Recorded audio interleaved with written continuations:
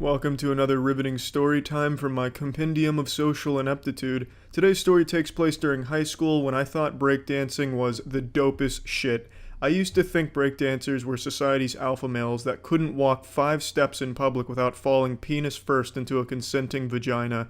So what I wanted to do is I wanted to learn to be a b-boy, an ultimate breakdancing Chad to impress girls. Keep in mind, this was about a decade ago, so there was movies coming out that focused on breakdancing and how cool it was. The one that had the biggest impact on me was called You Got Served. That movie was like my eye of the tiger. I would throw that shit on religiously to get myself pumped up and motivated, start pumping testosterone into my dick like, yeah, alright, I'll start serving people soon, I can do this. So I'd watch a shitload of shitty Expert Village tutorials on breakdancing till I got to a point where I was like, I'm confident, I can do this in front of people now and it'll be really cool. Spoiler alert, I was never actually good at it and it was never cool, but that didn't stop me. Every single school dance function from probably freshman year of high school to senior year of high school, I would be that fucking sociopath on the dance floor during the first song, busting it wide open. You know, like at all the dances like homecoming and shit, the first song nobody's on the dance floor because it's not cool? Well, I'd fucking cherish that moment. I would charge that dance floor like a football team storming the stadium field. I was all about that first song life. And this was during the time where the jerk was popular. Well, not really, it was kind of on its way out anyway, but I was still trying to hold on to that glory of the jerk. So I had this little routine that I would do at every dance function, every single fucking one of them. And unfortunately, I still remember kind of the beginning of it, so I'm going to give you a little sneak preview of what it looked like.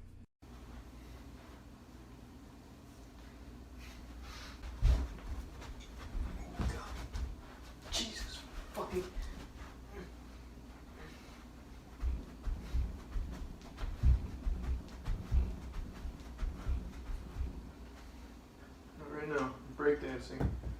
I know, ladies, just leave your sodden panties in the dirty clothes and wash them later. What you just saw right there, what you just bore witness to, was a body wave into a 6-step combination, a little groundwork that I tossed in there for flair, then the jerk tacked on at the end.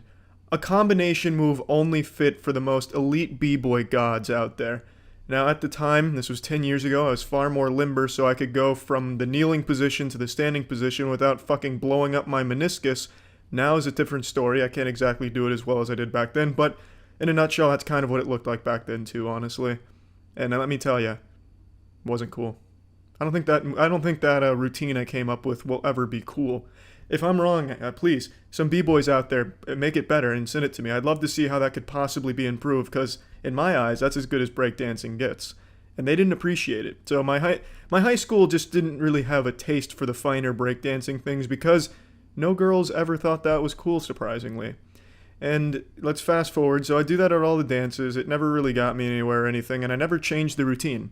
That was about the extent of it. That was my breakdancing prowess on full display. That was me sailing at full mast, full erection, red alert, and nobody gave a shit. It wasn't cool to them. And it clearly just objectively is not a very good routine. But let's fast forward to senior year. I'm still doing that routine, and I finally worked up the courage to ask a girl for her number, and she humored me by actually giving it to me. She was clearly not interested, but that didn't stop good old b-boy Charlie from trying. So in order to try and get her genuinely interested in at least like kissing me on the cheek or asking me to tie her shoes or something romantic like that, I would send her videos of me doing routines like that. But I didn't have any friends to videotape that because no one was that close to me. In fact, I don't think any of my friends would do that now because it's just embarrassing. So what I would do is I would have my dad take videos of me doing breakdancing like you just saw.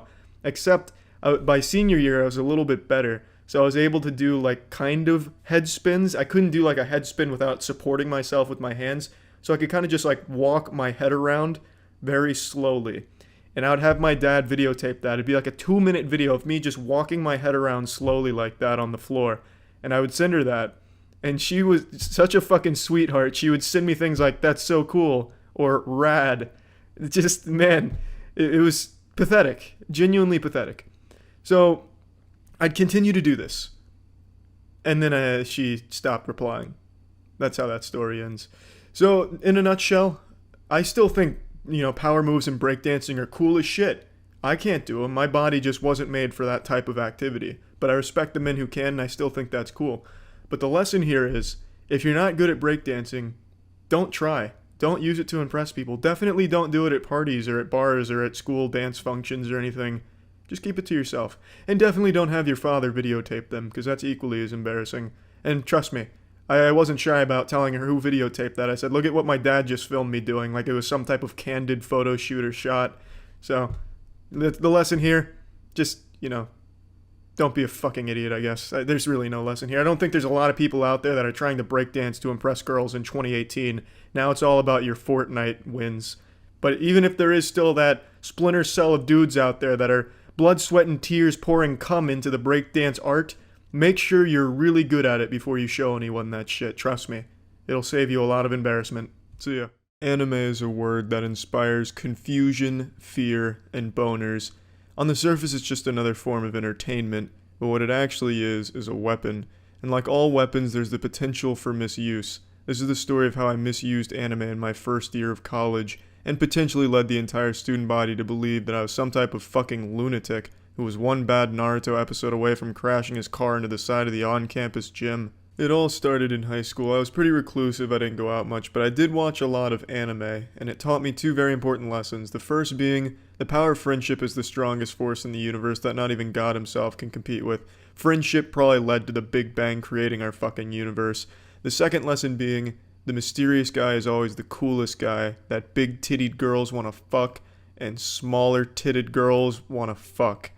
And I really took that lesson to heart, and I super shouldn't have. Absolutely not. But I did. And what happened is, as I graduated high school, I realized that college was my chance to really reinvent myself and change what people think about me, my perception, because no one knows about me. In high school, everyone knew me because I went to a small school, so I couldn't exactly just kick down the door one day sporting a leather jacket and riding a Harley Davidson and have everyone think I was super cool all of a sudden. They'd probably just think I was possessed by the spirit of a 40-year-old father going through his midlife crisis. But in college, nobody knew me, so I could be anything I wanted to be. And man, I wanted to be the anime mysterious guy. And holy shit did it lead to a very embarrassing and lonely first year of my college. So my college anime opened up with an incredible season opener, just a beautiful introduction. On move-in day, the literal first time setting foot in college soil, being an adult, a full-grown, full-hairy, penised adult on a college campus. On move-in day, I had my dad helping me.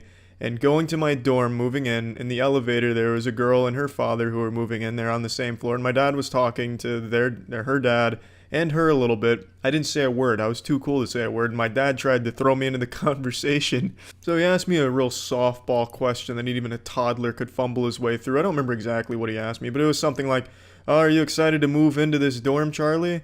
And I'll never forget my response because I remember this verbatim. I said, "I can't talk about that, Dad." I don't know why I said that. I guess in my head I thought that she would think that was super fucking dope, like I was some type of super secret agent that can't talk about his opinions. But really it just came across like, wow, this is a guy that I should be afraid of. But at the time, it didn't register with me like that was a weird thing to say. I went through the rest of that day being really proud of that, like, damn, fucking nailed it in the elevator. College is gonna be great. I just expected, like, if we saw each other in the hallway, she'd just be overcome with ecstasy and just charge me like, "Charlie's son," and then give me a smooch on my smoochers. But in reality, as you can imagine, that never happened. And that was really just setting the tone for the rest of that entire year for me. I wanted to, and luckily Kaya talked me out of it, I wanted to put an Xbox disc of Psychonauts around a chain on my neck, so that way people would know that I like Psychonauts. It's not exactly mysterious because I'm kind of beating you on the urethra with, I like this, I'm clearly wearing it. But I was like, this is so different. This is totally what an anime guy would do, like the mysterious guy. Another thing that I wanted to do, and Kaya again talked me out of it, he really saved me from having an even more catastrophic freshman year of college, is I wanted to carry around a deck of cards and do magic tricks at house parties or just around campus to really make people be like, damn, that was cool. I need that guy's number. Who was that guy? That guy's super cool. Let's invite the magic deck guy back, the magic card trick guy. That super awesome and fun guy. I didn't end up doing that, but I did used to do some magic tricks at house parties, which is still embarrassing, but the cards were already there. I didn't bring them or like come up to people, "Hey, you want to see a fucking magic trick?" They were at least there. It made sense at the time. But bringing them around like a mysterious guy, keeping them in like a Ziploc bag, there was no coming back from that. If I went down that destructive path, I'd probably be behind bars right now just from scaring the general populace. Like, what is this guy up to with this deck of cards? This is a maniac. Get him off the streets, this menace. But now let's talk about the things that the social savior Kaya wasn't able to prevent me from doing. One of the biggest ones that I can remember is I used to go to clubs because I obviously wasn't really getting invited to house parties. Because who's going to want to invite the guy who doesn't talk because he thinks it's cool not to? Like, I would blatantly just avoid answering questions in class. If I got called on, I'd just blow it off like, oh, yeah. I wouldn't even give like a yes or a no. I wouldn't be like no, I don't know the answer. I wouldn't even give the answer. I'd just be like, oh, yeah. Just like fucking mumble it out like I was fucking overdosing on Xanax. So obviously no one was going to come out of their way to invite me to a house party. No one got to know me my freshman year. So I'd go to clubs by myself. And one time, it was New Year's, and I had these light up New Year's glasses. And they were some pretty fucking cool glasses, not going to lie. And I was wearing them around my neck because they were so bright I couldn't really see. I was basically just flashbanging myself when I was wearing them normally with the lights going on and shit. So I had them around my neck. And this girl came up to me and started talking to me about them. And instead of like answering any of your questions, I was playing it the same way I did everything else. I just didn't say a word. She said something about my glasses, but she fucked up and called them a necklace. She said something like, I like your necklace. That's a cool necklace. They're glasses. How dare you fuck that up? But anyway, I just disregarded it and I stared at her blankly. Like a fucking robot whose programming just malfunctioned, or I just fell asleep standing up. But she kept trying to get me to talk to her, get me to open up. That goddamn hero, that trooper, she just kept really trying to pry me open, but it just wasn't happening. Getting me to talk and not be mysterious in my freshman year of college would be like trying to open up a dumpster and not have a wave of shit hit your nostrils. But she kept trying. She pulled out her shirt saying, do you like my shirt? And it said something like, short girls know how to have fun or something like that, or something to that extent. And I glanced at it and then I immediately went back to staring at her without commenting on the shirt or even saying a word. I didn't make a noise. I didn't even make like a caveman grunt, like a Tim Allen. I didn't do anything. I didn't make a single audible noise. So I was basically just a fucking statue there. She tried again. She said something else about my necklace, and this time it must have just struck a chord because I remember I pulled them off of my neck slowly and I put them on my eyes, and then I flicked them on the next setting, which was like this intense, glowing, like strobe light shit, like some blinding, banging strobe light shit. And then she walked away. I still didn't say anything because I just put them on my eyes and then turned that setting on and kept staring at her. So I don't blame her for walking away. And that was really when it hit me like, you know, maybe being the mysterious weirdo isn't going to pay off. But I still committed to it. I still kept going past that. That was New Year's, and we still had another 5 or so months of me being an odd, weird, anime-inspired, mysterious loser. There's really no other big events that really stick out to me. Just a bunch of small stuff that I kept doing throughout the entirety of my freshman year. Like if it was raining and everyone was like, oh fuck, it's raining and I forgot my umbrella, I'm just gonna wait it out. I'd walk right by them, just kind of like wiggle my way through them, and then I'd just walk out in the rain like I didn't give a shit, like I didn't even know it was raining. Like I'd pull out my phone, much to the detriment of my phone, just be like, oh, rain? Too mysterious to feel rain. I really don't know why I ever thought walking out in the rain looking like some kind of dumb asshole would be cool or mysterious, because it doesn't fit either category. But that was another thing I'd partake in almost every time it rained. The only other big event that I can really think of, one that I still think about and it keeps me up at night and really haunts my boners to this day, is when I took an art therapy course towards the second semester of my freshman year. I don't remember exactly what it was. It wasn't art therapy, but it was something similar. It was just an art class basically where you express yourself. And I thought it would be amazingly mysterious and really get girls' panties super fucking wet, just sodden panties being tossed at me. Is every assignment I tried to make it as dark and bland as possible. So one of the assignments being, what do you think of your friends? You were supposed to do one about 12 friends. You make a drawing to represent each friend. And for mine, I did the same thing for all of them. It was a black box. I don't know why I don't know what at all was my thought process with that, but I just did 12 black boxes to represent all of my friends. And when I was supposed to present it, I gave them each a name, and I did name 12 friends. I'm kind of more acquaintances. I didn't really have any like super close friends or anything, but I did name 12 people that I knew and who also knew of my existence. And that just made me seem like I belonged in an insane asylum looking back on it. But at the time I was like, oh, girls love the troubled artist, the mysterious troubled artist. This is beautiful. There's going to be tears in their eyes. I already know it. I'm going to get an A on this project. Spoiler alert, I didn't get an A because she thought I just blew it off and goofed on it, so I got a D because I at least turned something in. But even still, I drew 12 black boxes. That's some shit that you see in a horror movie, like when the weird kid's scribbling shit on paper in a black crayon, and then you find out that the kid's actually a demon. That's that kind of shit that I presented to the class, and there's no doubt in my mind those students walked away deeply disturbed and afraid of me from that moment on. So, that's how I spent the entire first year of my college experience, emulating the anime mysterious guy. It wasn't until I moved out of my dorm and in with a new group of guys who put the kibosh on that shit and taught me how to be social, because they did not want to be living with some fucking weirdo that's trying to be an anime mysterious guy. So that's kind of that's how my first year of college went. The lesson to take away from this is don't emulate what you see on anime, because it's just not gonna fucking work unless you have some like superpowers that you might like, some really fucking cool superpowers. You might be able to get away with being weirdly mysterious, but I didn't. The only superpower I had was being below average male height. But if you have some cool superpowered shit, maybe you can emulate anime to some extent and still be cool, but I couldn't. But I wouldn't recommend it to most people, the non-superpowered people out there. To the people that aren't X-Men, don't try and be an anime mysterious guy. Don't be weird. That's it. See ya. What's up, everybody? It's Critikal. For years, I've gotten emails asking me to tell more stories, so that's what I'm gonna do tonight. Cozy on up, pop a squat down by the fireplace, and listen to my nipples.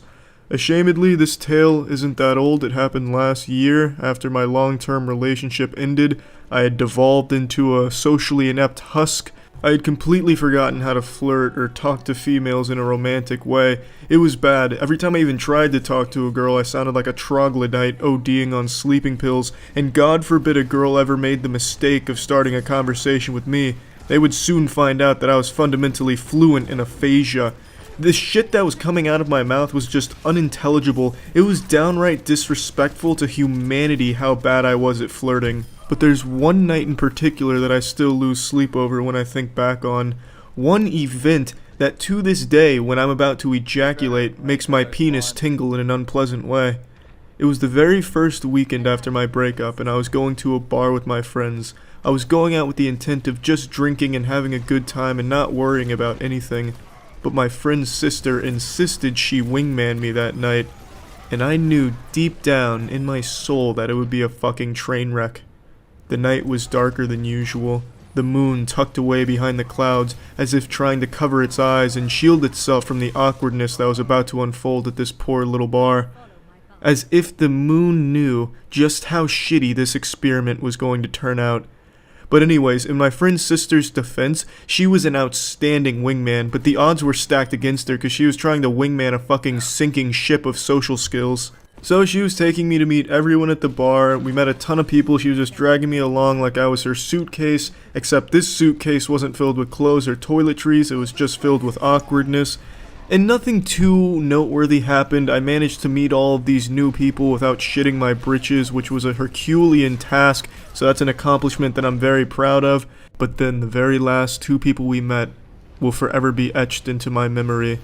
It was two attractive women, just casually drinking at one of the tables by the bar, as the bar was clearing out since it was getting late. The weatherman may have predicted cloudy with moderate humidity, but what he couldn't predict, what no one could have predicted, was the storm of awkwardness that was about to befall the area. My friend approached them the same as she had all the others, and as I trailed behind her, I could feel something deep inside of me pulling me, as if a future version of myself was trying to yank me away from the situation so I wouldn't have this memory. But alas, I disregarded the feeling and continued forward, each step towards their table, a new scar that I bear. We make it to the table. Small talk begins. Names are exchanged. I instantly forget both of their names, but I remember how I introduced myself to them. I extended my hand for a handshake like I'm conducting a fucking business meeting. Oh yes, ladies, I'll need the stock reports on my desk, 8 a.m. sharp.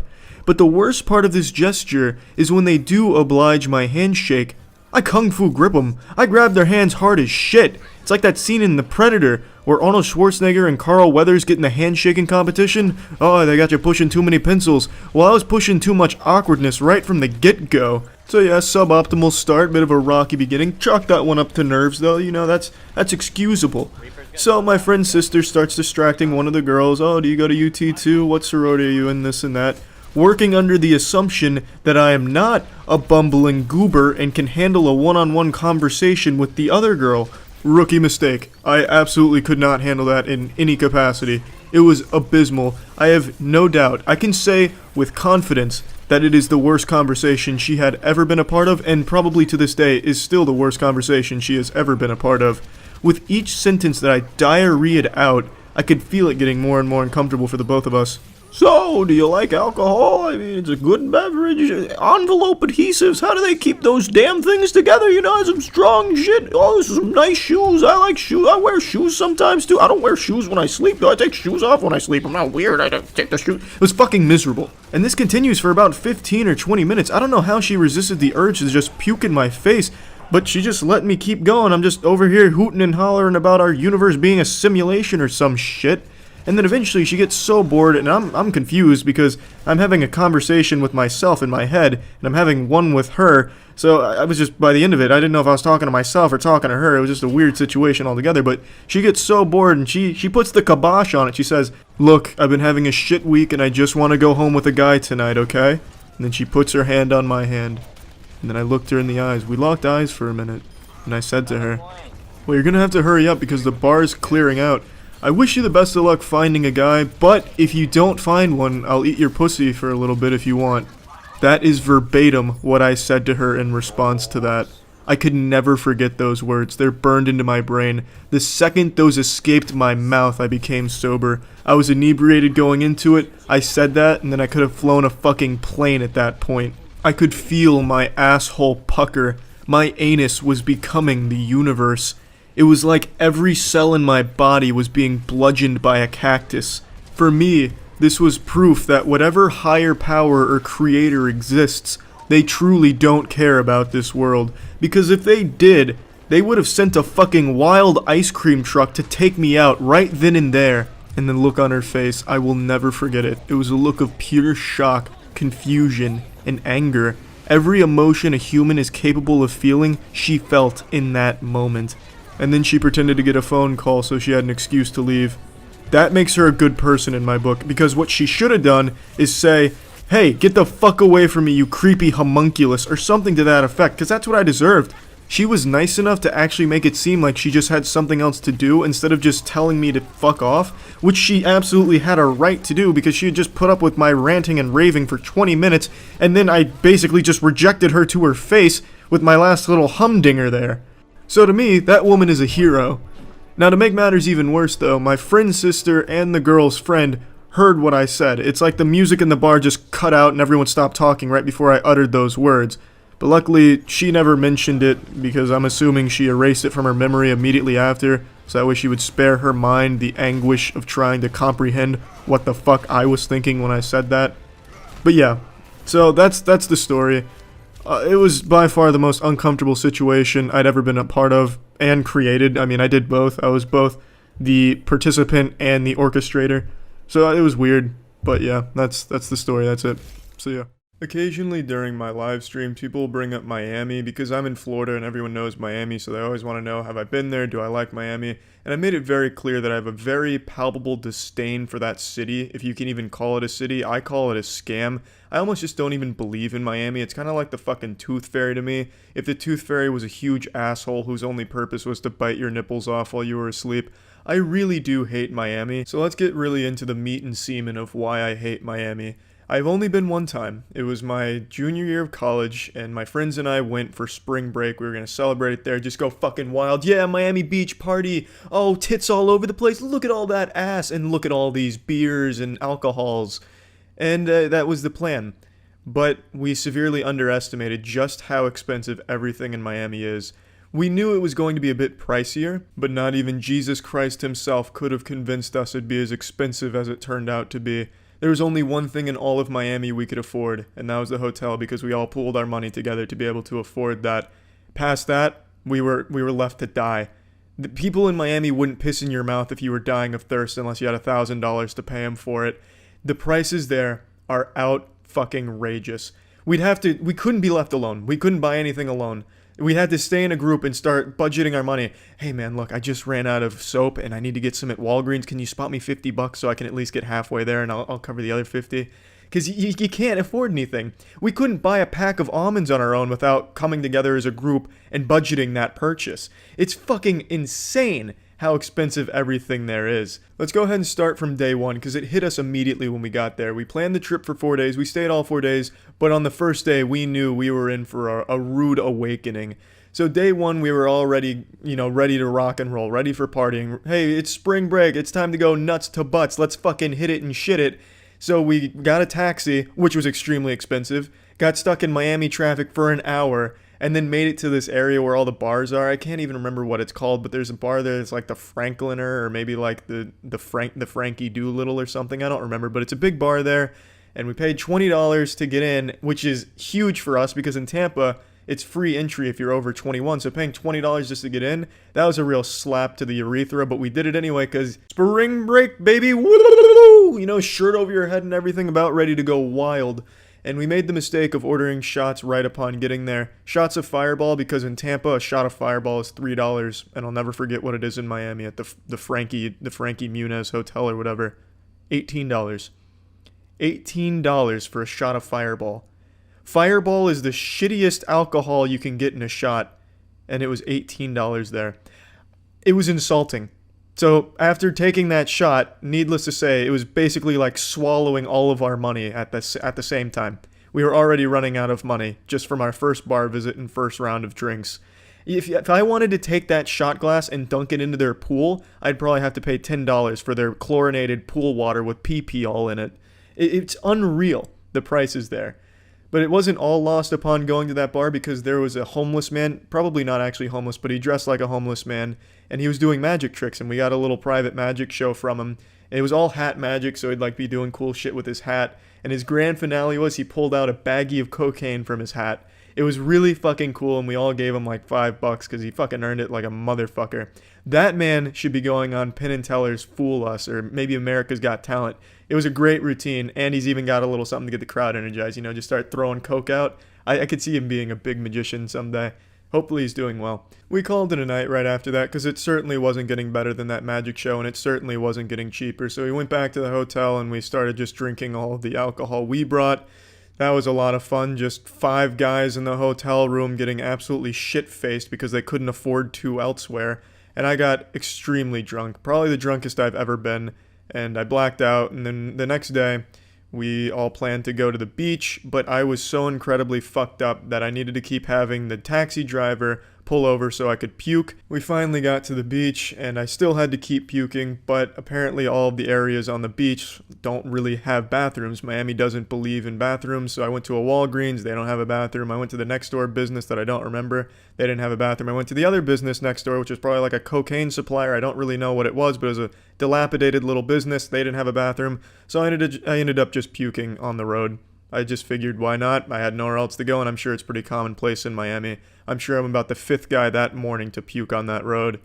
And I was feeling like shit for the rest of the entire day. The beach was underwhelming. It was just like every other beach in Florida. There was nothing super special about it except for some trivia, like Dexter Season 2 was filmed, or the Dexter intro was filmed on that beach. Like, who gives a fuck? It was so boring. At least right up until a Category 5 hurricane hit Miami that day. It wasn't an actual hurricane, but there was a goddamn monsoon that blew through and completely annihilated us. Apparently there was like a fucking news warning that went out, like, this is going to be the biggest storm we've had in 10 years. And we weren't listening to the news or anything, so we just went to the beach. There wasn't a whole lot of people there, but I can see why now. And it was just this incredibly disastrous storm that hit, with intense wind that was nearly knocking me over and my friends, and this hardest rain ever. It was like we were getting hit by baseballs. It was so miserable. Walked away bruised and bloody, but undeterred. Our spirits were still as high as they could be, because come that night we were ready to try again. Bars were out of the question because we couldn't afford the drinks, so we thought, how about clubs? So we went to a club. I don't remember the name of it. It might have been Platinum or something to that degree. $300 to get into that club.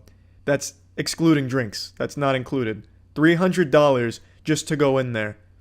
Unbelievable. Needless to say, we all didn't have $300 a person to pay to get into this shit-ass club on the side of the fucking road. So we didn't go to that club. I don't know why it was $300. Maybe Jay-Z, Post Malone, Lil Wayne, and Johnny Cash was revived and they were all playing that night. That might justify $300 to go in there. But we didn't do it, so that was another bust. And then we decided, how about a strip club? Miami's famous for their strip clubs, and we thought maybe King of Diamonds would be fun. But this time we wisened up before paying for the extremely expensive ride to the King of Diamonds or anywhere in Miami. We decided to look up how much it is at King of Diamonds. Way too expensive. In a nutshell, way too expensive. Strippers there probably wouldn't even look at you if you were throwing dollars at them. You'd have to be showering hundreds to even get them to look in your direction. So we didn't go to King of Diamonds or any other strip club either. That was day 2. Day 3, we gave up. Day 3, we took a day to just recoup. We hung out in the hotel. We walked around Miami just at like little mom and pop stores, I enjoyed that. That was kind of fun. We saw a little bit of the city. We went to some stores, couldn't afford anything there because you can't afford anything in Miami. That's the main lesson to take away from the experience. But we went to some little diners and stuff and tried a bunch of different foods that I'd never heard of before, which was kind of nice. But that was day 3. Spring break's really kicking in nice. Day 4, we tried one more time. We went to different bars. The prices were a little bit better than at the Frankie show, the Frankie Way, whatever that bar is. The prices were a little bit better. So we all chipped in and bought a pitcher, which was just kind of the most pathetic drinking experience I've ever had because we were all just defeated. Like, you know what, guys? How much money do we have left? 15 quarters? All right, let's just see if we can haggle a pitcher of beer off of this bar here. And miraculously we did get a pitcher, and we all just kind of drank away the spring break because it was bad. I would have had more fun spending spring break in a sensory deprivation tank than in Miami. It was an absolutely miserable experience. The worst spring break I've ever had, and definitely the worst spring break I think a college kid could have.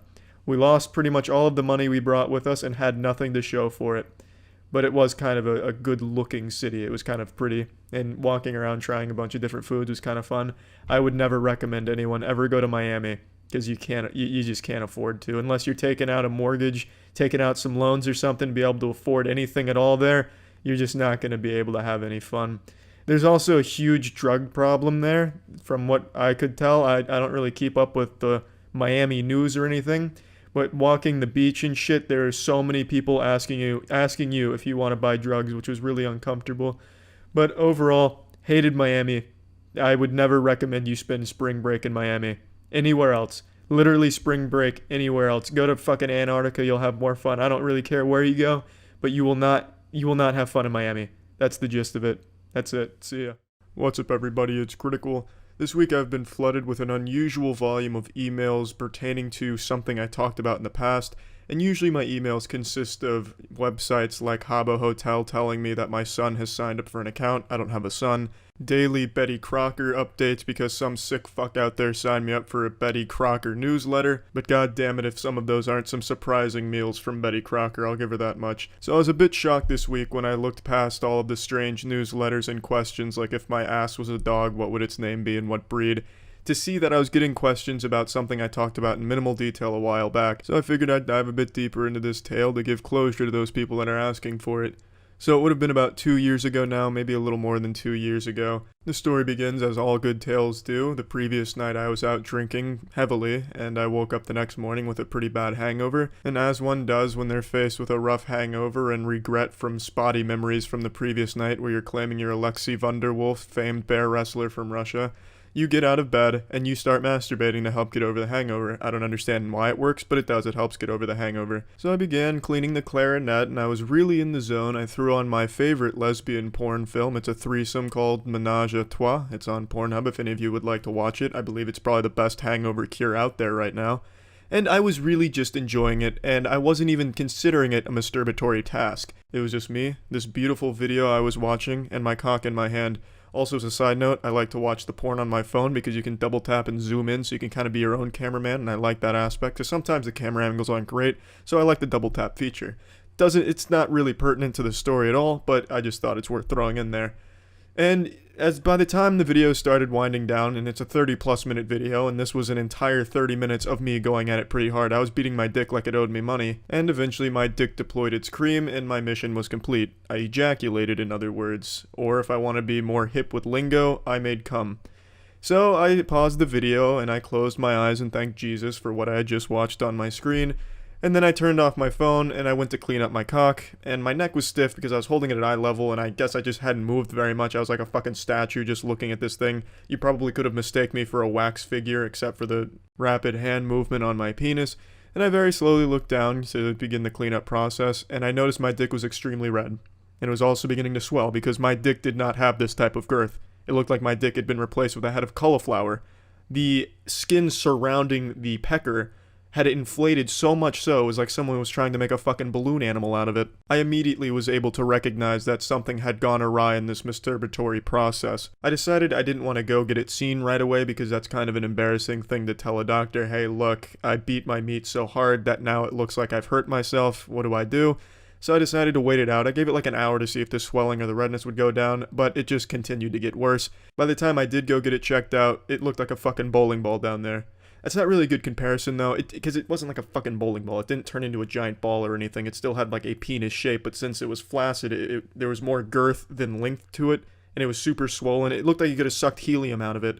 But anyway, I went to a walk-in clinic because I wanted to get seen right away. And if any of you have been following me for a long time, you know that I'm very much a hypochondriac. That's not an exaggeration. I am genuinely a hypochondriac. So I was freaking out about this. I was worried they're going to have to cut my dick off or something like that. Now when I did get into the waiting room at the walk-in clinic and the nurse was asking me why I'm there and all this such, I wasn't embarrassed. I told them, because there's no reason to be embarrassed. It's important to have shit like that checked out. And the nurse left, and I was already 2 steps ahead of the doctor. I knew they were going to want to see my penis, so I already had my pants around my ankles, basically. I didn't know if I was going to be seen by a male or female, and it didn't matter to me. If it was a female, I definitely wasn't going to be embarrassed, maybe even a little bit proud, because it looked like I was packing heat down there. Albeit probably not the color or shape she'd be used to, because it was extremely red and inflamed, and it looked like a fucking UFO, or a soup dish turned over. Eventually the doctor comes in, he examines my wiener, and he immediately asks what happened, and I'm honest with him. I said, look doc, I had a hangover and I gave my chicken a hard choking this morning to try and get over it. And he said, well, it definitely doesn't look good, it looks like it's been injured. I mean, it definitely did look like that. I didn't need a doctor to tell me that. It looked like I'd been hit by a fucking sledgehammer. And he says if it continues to swell and it starts blocking urine, there'll have to be some surgery done on it because that's very dangerous, obviously. So I start freaking out. I'm already kissing my dick goodbye. I'm debating just walking down the wall in the office there and giving myself a blowjob just for one last ooh-rah to send my cock off in style. But he gives me these pills to help with inflammation, and obviously I start taking the pills to try and help with this problem. It was supposed to be taken every 6 hours, and I swear to God, not one fucking millisecond went over 6 hours before I was popping that next one. I wanted to get this problem rectified, so that way I could continue to rectify this wood down here. And it did help. It took about 3 or 4 days, and the swelling started to gradually go down, and I was still able to pee-pee, and yeah, it had a happy ending, luckily. But let this be a lesson to all masturbators out there. You know who you are, all 7 billion of you. Be careful when you're masturbating down there. It's a very sensitive area. If you're not paying attention, you might just fuck up your dick or vagina. I don't know if that's possible. Maybe if you just rub your clitoris too hard, you can injure it and it can swell up and look like a head of broccoli like my dick did. But yeah, there's the story. That's it. It's been a little while since I told the story, so I figured it was about time that I sit you all down by the campfire and put some fear in your boners. I'm going to tell you a really recent story, something that I think everyone can take a lesson away from and use it in their everyday lives. So before I really dig into the meat of this, I want to preface this by saying I have not pissed my pants in a very long time. Now that that's off the table, let's get into what the story is about. As you've probably surmised from that intro, it's about pee-peeing in the pants. It's about a time where I flirted with that devil. And this all takes place in the mythical year of 2019 AD on October 4th. It was literally 6 days ago as of recording this video. It was right before going to happy hour, and if you watch my streams at twitch.tv/moistcritikal, you know that the streams are fucking bangers, and that I also pee a lot. I drink a lot of water, which means I'm constantly expelling a lot of urine from my body at jet stream-like pace. I really fucking pressure wash my toilet when I get in there to do that business, so if urinating is considered a game of chess, then I'm the goddamn grandmaster. Now, this was right before going to happy hour. I had just gotten all dressed up and spruced up, ready for action, and we needed to pick my friends up before going to the bars we were going to. But before going, I had the little inkling of a pee-pee coming on. It was still brewing, but it hadn't matured yet. So I figured there really wasn't any point to doing that. The bars weren't far, my friends weren't far. I'd just hold it till I got there and then just do my business out there in public. Just kind of to assert my dominance, like, hey, I'm not afraid to mark a urinal with my seal of approval. I'm not afraid to stamp this with my penis juice. So I just wanted to wait. I didn't see the point in going before heading over. That being said, on the journey to my friend's place, it was still very tame, very manageable, barely even noticed it. Got to my friend's place, didn't notice it. The second they got in my car, it's like they unleashed the piss demon.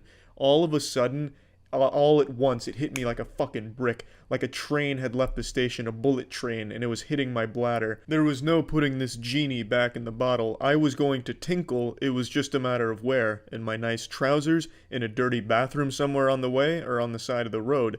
The last two options weren't exactly options, because to get to the bar you had to go over this pretty long bridge, and there was no way I was going to be able to hold it through the duration of the bridge, so I'd be just trapped like a prisoner in its cell in the car, just urinating all over my friends. Or I'd have to hold it and literally cork my cock, and I'd probably fucking drown internally with urine pouring out of my mouth like I just swallowed a cyanide capsule of urine. It was just a nightmarish situation because I really had to go. So I informed Tiana, who was now driving, and I told my friends, look, I'm sorry to be an inconvenience, but we got to pull over somewhere to go to the bathroom because I'm going to literally ruin our happy hour and turn it into the not so happy hour by coating this entire car in piss. So they understood, but the problem was there really wasn't anywhere to stop. There was no real gas stations on the way to the bridge, so we'd have to go out of our way to find one for me, and my friends didn't really want to do that, so they're trying to encourage me to just go piss somewhere next to a dumpster around some of the dilapidated buildings, because the area on the way to the bar looks like it's been hit by a nuclear missile, but I didn't want to take that chance, because a friend of mine got put on the sex offenders registry for public urination. He got caught while peeing next to a building, or on the side of a building, and I just didn't want to roll those dice at all. I bet if I had just went down to take a piss by a building, a fucking cop would have popped out of a bush in a ghillie suit and said, gotcha on me. I didn't want to, risk that at all. I'd drop trow for 1 second, just unzip, and all of a sudden a police car would fucking drift in sideways, just sirens blaring, and then take me down just for public urination, and then all of a sudden, bang, I'm a sex offender. I just didn't want to risk that at all.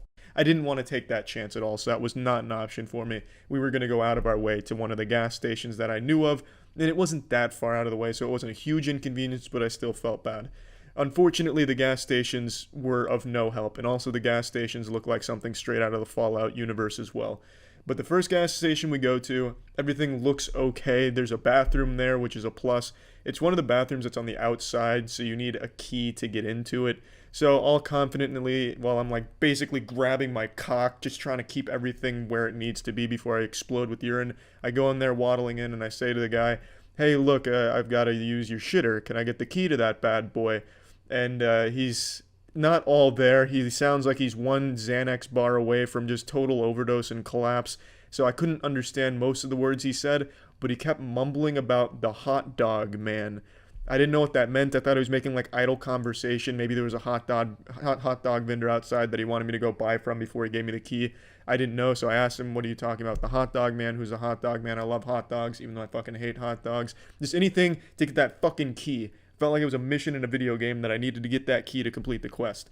But so I'm making this small talk, and his answers make no sense to me. He's like, no bathroom, hot dog man. So then I'm starting to connect these dots in my head. Okay, so the hot dog man, no bathroom. Hot dog man must have gone in there and wreaked havoc. He must have just fucking tore that bitch down and lit it on fire with an explosion from his ass or something. So this bathroom is decommissioned is what you're telling me, right? Bathroom is not working because of hot dog man. He just shakes his head, no. Hot dog man. I felt like I was in a goddamn horror movie, as if like the hot dog man was terrorizing this area like the fucking Slender Man. I didn't know what he was talking about with the hot dog man. All I knew was I was not getting that key from him. So I walked out all disappointed because I knew I wasn't getting the key, and it's all because of this menace, the hot dog man, who I'd never even fucking heard of in fairy tales. So I had to waddle back to the car disappointedly, and even in more of a rush, the sense of urgency was overwhelming. Felt like the entire universe was collapsing inside on me. Also, as a side, there was no hot dog vendor outside. There wasn't even the remnants of what could have been a hot dog vendor at any point in time. So I don't know who the fuck this hot dog man is. But anyway, we go up another maybe mile up the road where I know another gas station is, and it's just as decrepit as this one. And this one was like a goddamn orgy of weirdos. There was one guy who I am 100% sure was on spice, because he was just fucking fumbling around. Luckily, he had hit just enough spice so he wasn't totally nude and dragging his dick on the floor, but he was at that level of spice where he can't really stand up properly, and he has a football that he's throwing against a wall and hitting himself with in the face off the rebound. So that's the kind of place we were at, looking for this bathroom, and I knew it was going to be gross, and I'm a bit of a germaphobe, but I was throwing that aside because I needed to be strong, because I didn't want to piss myself, because I hadn't pissed myself in at least a long time. I don't know, I was trying to think of like an exact time I pissed myself, but it's been a long fucking time. I have a pretty clean streak there, and I wasn't about to have that collapse on this night. So we get to this disgusting gas station, and it's another one where the bathroom's on the outside, so I need to go in to get the keys. There's a guy in there playing the lottery, and he's taking a long time scratching it off. That's fine, that's not his fault. He doesn't know that I'm about to explode behind him like an IED of urine. So I'm not mad at him at all. He was none the wiser, not his fault or anything. When he's finally done, I go up to the counter. I say, hey man, can I get the keys to that turbo shitter? I gotta go do some business over there. He's super cool about it, gives me the keys, and I'm on my way. The guy who's throwing the football now fixates his eyes on me, and he wants to get me involved in his game. I can tell because while he couldn't really get the words out properly, he was making motions like, I'm gonna hit you with this spiral real quick, Tom Brady style, and I just... I'm putting my hands up like, please, no, thank you, politely, I've got to use the restroom. Finally get around the corner to where the bathrooms are on the side of the place. There's a man asleep on the curb in front of the bathrooms. I don't know if he was passed out or just really tired. Maybe at one point he was the gate guardian of the bathrooms, but now that he found bath salts, now he just sleeps there. I really don't know. But, I go... not over him because I was already on the side. I go around him, and then I finally put that key into the bathroom, and a sense of elation and jubilation just fills my whole body as I finally turn it, and I open it, and I'm greeted with the most unholy smell this world has ever concocted. It smelled like a fucking hate crime. It was the most repulsive, revolting smell I've ever smelled in my life, and I've smelled some shit. I've smelled some serious shit, but this was something else. This smelled like the hot dog man had gone there, killed somebody, and then took a shit all over the corpse. And it's really weird because the toilet itself was pristine. The toilet was clean enough to drink out of, eat off of. It was a fantastic looking toilet, not a speck of dirt or poopy in sight. But the bathroom itself was tainted with the remnants of 1,000 angry spirits that were all shitting in unison.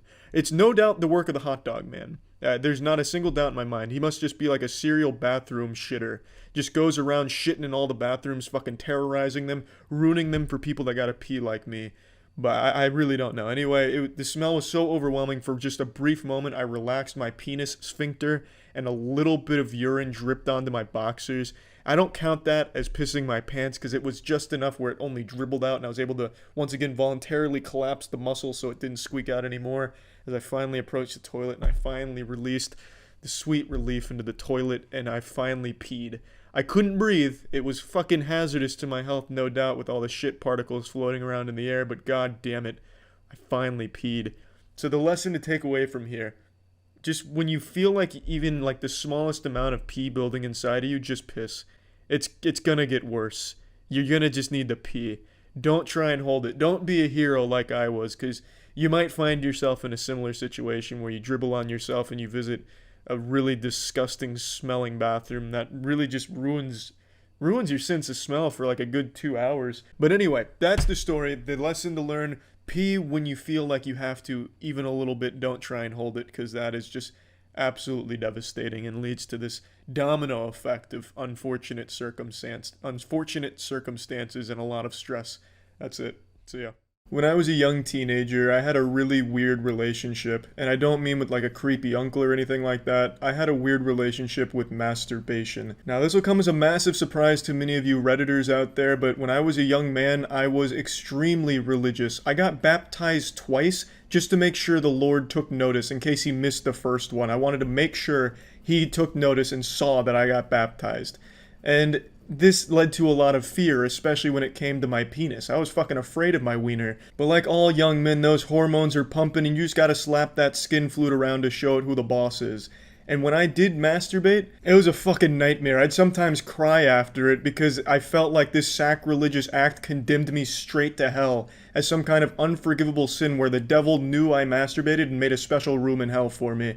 It was rough. If you listen to the official podcast, I've kind of talked about this a little bit in the past, but I used to ask my parents permission to masturbate and then ask them like a million times if I was still going to heaven if I did.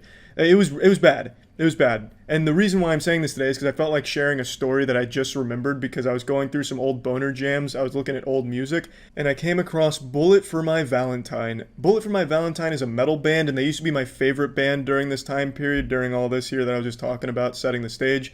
And Bullet for My Valentine made it impossible for me to jerk off. I don't mean like the band themselves. Like the band members didn't come to my house and slap my dick out of my hand every time I was about to jerk off. But I owned one of their posters that I hung on my wall in my room. It was the only poster I ever owned, and the only reason I bought it is because I saw in like old 90s and 2000s movies, the cool kids always had like a ton of fucking band posters and shit, like Misfits and Green Day with the beating heart, and I was like, shit. You know, they're kind of cool. I'll try that too. So I went to FYE. I don't know how many of you even remember FYE. That's like the Blockbuster of music. FYE was a place that sold CDs and some DVDs. You could buy one CD and a pack of gum for like $90. That shit was a straight up fucking scam. But I went to FYE and I picked out a Bullet for My Valentine poster. And it wasn't a very cool poster. It wasn't like album cover art or anything like that. It was just a picture of the band members all staring at the camera. So when I hung that on my wall, it looked like those pictures in old cartoons where the eyes would follow you around like some Scooby-Doo shit. It was a kind of fucking weird poster, and it was the only thing on my wall, so I had this white fucking wall. It'd be like this. If I hung that poster right next to the Redline one and the Redline one wasn't there, it was just a completely empty wall with this one poster. It looked like some kind of religious thing where I'd like light candles in front of Bullet My Valentine and pray, hoping to summon their spirit into my house or something. It was fucking goofy. But I thought it would help make me look cooler, so I'd take like some pictures in front of it and post it on MySpace, like, hey, I got a band poster and shit. They're a pretty popular band, people liked them, and to be fair, their music still absolutely slaps. I was listening to The Poison today, and that album still has some absolute bangers on it. So I was like, okay, this was a good idea, this is cool, people think I'm a little cooler now because my room's got Bullet for My Valentine poster in it. But when I wanted to masturbate, I realized a massive problem. I hung the poster in the middle of the wall directly behind me. And my room was very small, so I could reach out and touch it like here. And I had the poster right behind me, like it was my shadow. And the poster was looking over my shoulder. It was directly behind me. It was like Bullet for My Valentine was always staring at whatever the fuck I was doing on the computer at this time. And I didn't realize how intrusive that would be when it comes to masturbation. Like, you know when the screen goes black on your phone or computer when you're watching porn and then you see your own greasy reflection there? Well, I had that, plus all 4 members of Bullet for My Valentine watching it with me. It was like some shit out of a horror movie where when somebody wipes off the mirror, there's another reflection in it. So it's not like I jerked off very often back then because I was so afraid of it. I wouldn't jerk off for like 5 or 6 months. I'd carry around like 6 months worth of nut, and it made me absolutely mentally ill. I had OCD, like actual obsessive compulsive disorder, not that shit they talk about on Twitter where someone cleaned their disgusting room because I had like fucking 15 Travis Scott meals lying around and shit all over the place, so they cleaned it and then said they were OCD because they wanted it clean or whatever. No, you just wanted to clean a dog shit messy room. I get it. It's not OCD though. I had a whole lot of shit going on during this time, and this Bullet for My Valentine poster was about to make it a lot worse. Because every time I did try and jerk off, and that poster existed there for like 2 years, every time I tried to jerk off, I fucking couldn't. I couldn't focus because I knew Bullet for My Valentine was right next to me, watching it and watching me. It fucking felt so uncomfortable. I remember I put tape over their eyes one time. Every band member's eyes, I put a little piece of duct tape. You know how fucking insane that looks? I probably would have looked like an actual serial killer if someone came into that room and saw that. Like, Charlie, why is there duct tape over their eyes? That's like some Zodiac killer shit. I had to stop listening to Bullet for My Valentine's music because every time I heard it, I'd think of jerking off, which is probably not what they were going for when they were making their music, trying to inspire some 16-year-old boy to just constantly think about touching his dick. It's so fucking terrible, all just because I bought a poster to look cool. And I should have just bought like an album poster, but that was the only thing FYE had was like this selfie of all four of them holding their instruments or whatever. It was terrible until one day I finally reached the boiling point and I just ripped it off the wall. I just ripped that shit right off the wall and I never looked back. Just so that way I had freedom to masturbate in my masturbatorium again. And I tell you, that relief when I finally did bust that age-old nut without Bullet for My Valentine haunting the room was euphoric. It was like a curse had been lifted and it was safe again to masturbate in the room. It was all just because I bought a fucking band poster to look cool.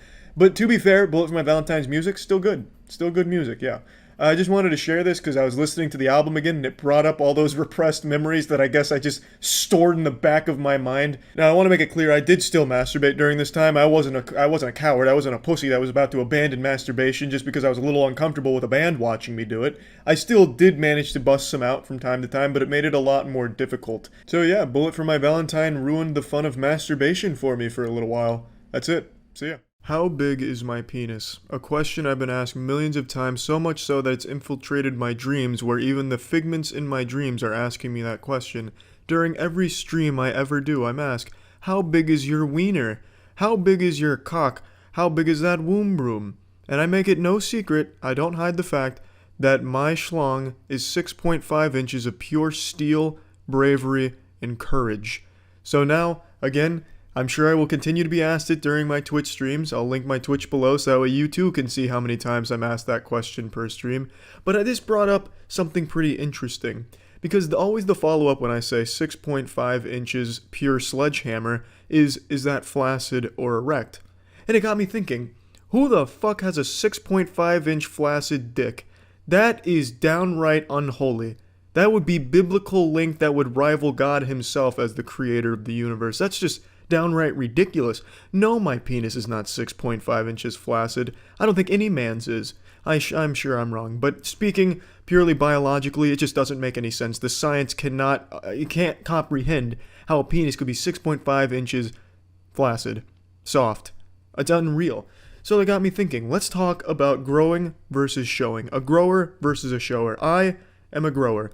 Now, what is a grower? A grower is a man whose penis is only presentable when it's fully erect, at full mast.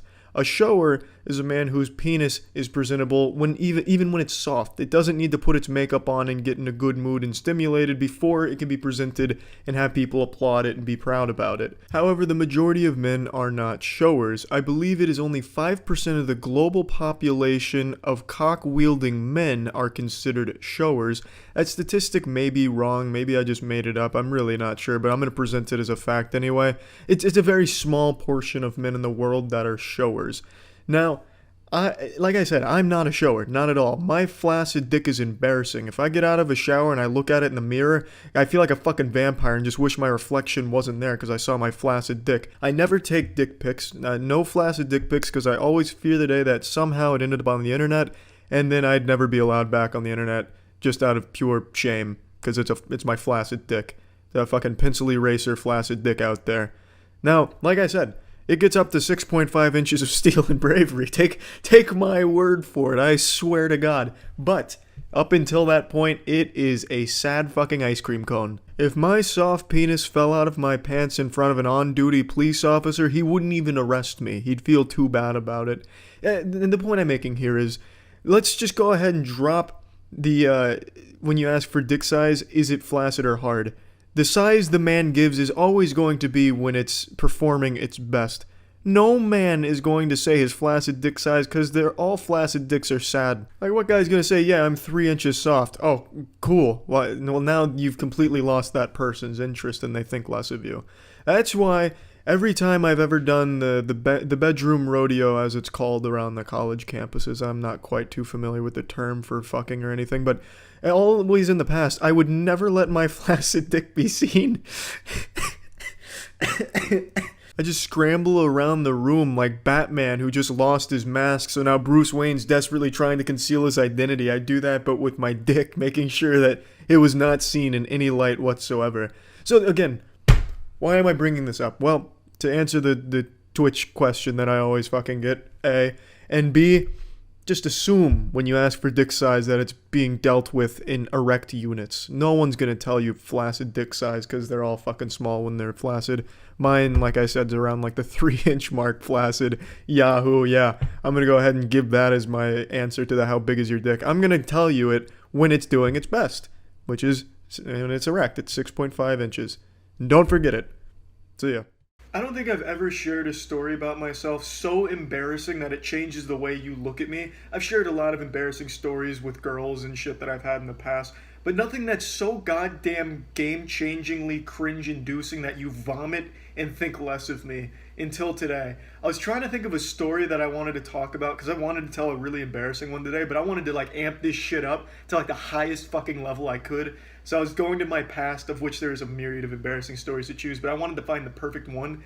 And then I remembered something that made me sick to my goddamn stomach. So I can't wait to share it with all of you.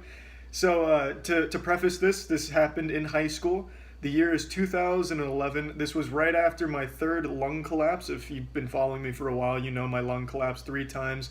And the last time it happened was 2011. Well, in 2011, I got surgery to have it fixed. And before I went into surgery, there was a girl I had a crush on that had just added me back on Facebook, and I decided I'd send her like this goddamn scholarly "oorah, I love you" message to her, and we had never spoken. So this girl and I never spoke once in our lives, not even by accident. If I farted somewhere in school, there's no way she would ever fucking smell it because we were never even close to each other in any sense of the word. The only reason we even knew about each other, or rather the only reason I knew about her, was because she was a cheerleader and I played basketball. Other than that, no communication, literally not even eye contact. And yet, for some reason, in 2011, I sent this girl the most disgustingly embarrassing messages when I was in the hospital. I haven't read them. I screenshotted them today, and I sent them to myself so I could read them to you today, and we can experience this together as a lesson in how not to ever approach a woman in any way. So allow me, please. Pickup artist legend Charlie is going to guide you through the how-don'ts, the do-nots of women. So let's go ahead and get into these messages here. So ace pussy slang god Charles in 2011 leads with, "I know you and I have never talked, but I just wanted to tell you that you are one of the most beautiful girls I've ever seen." Now some of you might hear that and think I came on a little too strong. Looking back on it now, hindsight's 2020, I don't think I came on strong enough. I should have led with "I love you." Signed, Charles, and then like a little kiss, and then, maybe go from there. So after I said this, she responds with a simple question mark. Nothing else, just one character, a question mark. I was already in the hospital, but if I wasn't, that right there would have sent me into the hospital with fucking cardiac arrest. That shit hurt so goddamn bad at the time. But I mean, what can you expect when someone leads with some shit like this? This is the kind of shit you see on Twitter with like a bad English associated with it, with a "send bobs and bitch lasagna, please, vagina look good with penis" and stuff like that. It's a creepy message. Any girl should respond with a question mark or nothing at all. But anyway, my spirits weren't deterred. I continued. "Yeah, I'm in the hospital and just said fuck it. It's worth a try. You probably don't think the same." You probably don't think the same about me, but I just wanted to say that. That's some nice guy shit right there. Jesus Christ. Well, this is pretty fucking bad. Let's keep going. To that she says, "Oh, I'm sorry," frowny face, "but thanks, I guess. Why are you in the hospital?" I'm surprised she even believed I was in the hospital, to be honest. You got a fucking stranger coming at you, pretending like he's going off to war and sending a love letter out there like it's some goddamn type of anime. If someone sent me shit like this, I'd be like, "Yeah, sure, buddy. I'm sure you're in the hospital. What do you have? Small dick syndrome going on? There's no cure. Get out of my DMs. I have recurrent pneumothorax in my left lung. It has collapsed 3 times, and tomorrow I have surgery to repair it." Sad violins playing, I'm sure, when I was typing this. "I just wanted to tell you that before I had the surgery. I know that it is..." Excuse me, I've got to scroll to the next one. It's a little out of order. 2019 Charlie clearly doesn't know how to fucking screenshot things in order. Here we go. "I know that it is a weird way to start a conversation. I also know that I came on way too strong telling you that." Self-awareness, key. Even back then I had it. Even back then I'm like, Jesus, I'm sounding really fucking weird, but I'm still going for it. Didn't stop me. Should have stopped me, to be honest. Yeah, that's the lesson to take away here. Don't do this. You know, at this, when you're starting to recognize like, holy shit, this is too strong and I'm being very weird, just stop. Then she says something very odd. On behalf of all the YouTube comments, Charles, I hope you cut your hair. I'm not cutting my hair. She didn't say that. I'm just telling you. Stop telling me to fucking cut my hair. I want to see what it looks like real long. I want to look like a goddamn lead singer in a mid-2000s emo band. Just let me fucking have this, alright? So anyway, she asked about the surgery and shit. Nothing to talk about there. But then, as we're starting to wrap up, I say, just wondering, do you know who I am? If you don't, I bet this is the most fucked up conversation you've ever been a part of. I mean, yeah, that's definitely a fucked up way of going about things, past Charles. Jesus Christ. I sound like some type of spoiled rich kid. Do you know who my father is? He invented Bing. I'm a big deal. Please, just please love me, please. God damn it. I'm in the hospital. For God's sakes, do you know who I am? God, these are such embarrassing messages. She says, haha, no, I do know who you are. Like, I've seen you, but that's it. Yeah, I mean, yeah, that sounds about right. I was a very odd guy. Odd looking, too. I had this really weird my hair looks like shit now, but back then I had an even weirder hairstyle where I shaved all, like, the side, the back, and the top of my head. Like, it was a one with the clippers, but the front was about as long as it is now. So everything was pretty shaven except the bangs. So yeah, I was a fucking lunatic. It'd be hard to forget it'd be hard not to see me and make fun of me. I was one step shy of like a trench coat fedora wearing fucking loser in high school. I really was.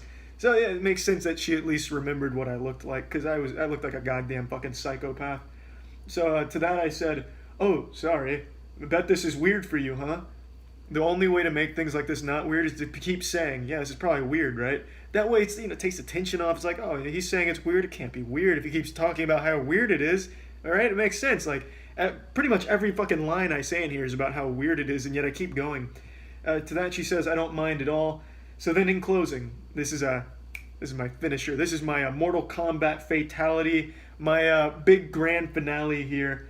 All right, cool. Maybe when I get out of here, we can talk more so I can get to know you a little better. I'm not as weird as this conversation makes me seem. You know. Little pro tip to the ladies: don't take someone up on that offer. They most likely are pretty fucking socially inept. I certainly was, 100%. We never talked after this. I can't imagine why, but we never spoke or anything. Nothing ever came of this, unsurprisingly. However, I'm sure if we did, I would have been still just as socially inept talking in person as I was on the Facebook Messenger. So the lesson, ladies and gentlemen, don't be weird. That's always the advice I give to someone going into college and shit. Just don't be weird. Don't be super forward. Don't be super out there. Just be normal conversations. Let things, simmer, develop, sniff things out. Don't just come in there guns blazing, fucking jerking off. I love you. Do you love me? Like, come on, 2011 Charlie. I look back on shit like this and I'm like, Jesus Christ, I never recognized how bad I was until you get older. So it's a pretty embarrassing story. Maybe it's not as embarrassing for listening to it, but for me recollecting on this, it's fucking bad, man. Like, Jesus Christ, that girl was probably scared for her fucking life, thinking I'd be tossing pebbles at her window late at night at like 2 a.m. Hey, did you think about me in the hospital? I'm all right now. You want to talk? Shit, man. Well, that's the end of the story. Another nice tale for the compendium of awful interactions I've had with women, all of which being my fault from my past. So, yeah, fuck yeah. That's it. See ya. It's been a little while since I've told this story, so go ahead and hop on my lap here by the fireplace and I'll tell you a tale.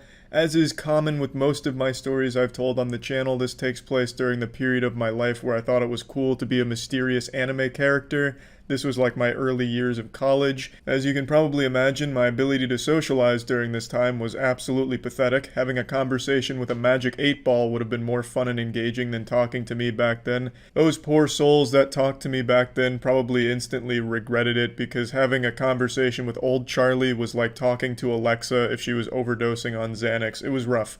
Why is this important though? Because this is setting the stage for one story I haven't told yet. I've told so many stories when it comes to all of the fucking weird and creepy interactions I've had with women. All my fault, of course, just because I was so unbelievably socially inept. Like, it's hard to put into words how bad I was at recognizing social cues and how to be, acceptable in society. I fucking bought one of those fake cigarettes one time. You know that shit that kids would buy from Spencer's when they were 12? I bought one of those things when I was 18 because I thought it looked cool and I hated real cigarettes. You know how fucking sad that is? I'm surprised I didn't buy one of those colorful propeller hats and started spinning it to try and look cool or something. It was rough. So what I'm saying is, socially, I was the worst thing you could fucking imagine. But it didn't stop me from trying to have conversations with women. I tried to fake confidence, fake it to make it, and all of that shit. And today's story will be in that ballpark. So this story takes place in a location where all good social interactions take place, at Gamestop. So let me take you back to the past when my social interactions sucked ass. This is Gamestop 2012, 2011, somewhere in that ballpark. I was, of course, Virgin Boy Charlie, if you can even believe that. Some say I lost my virginity before my dad, but the truth is, I was actually a virgin, embarrassingly enough. And I was doing what all virgins did, using Reddit for some advice. And Reddit is one of the worst places when it comes to seduction and just general advice when it comes to human interaction, because it's the blind leading the blind. The people giving that advice, they have likely never talked to a human being before. They're probably getting all of their social cues the same place I was. Fucking anime. So I was using anime and r/relationship or something. I don't remember what subreddit. And these two things were clashing, and I was like, you know what? I'm gonna take both of these, do like a little unholy fusion dance, and become this ultra Chad, the product of great advice and great animation. And I was going to channel this and show that, I'm becoming more confident in myself by flirting with girls in public.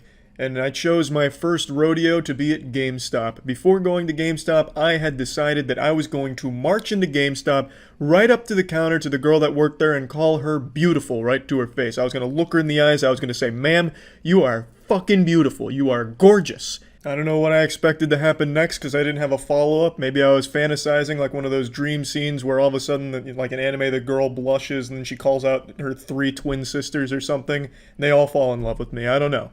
But that was my game plan. And I was hyping myself up. I was like a football player in the locker room before the championship game, headbutting lockers. I put on a necklace, and I never wear a necklace. I found like this old gold necklace from probably when I was a kid, but my neck is still the same size as a kid's, so it still fit.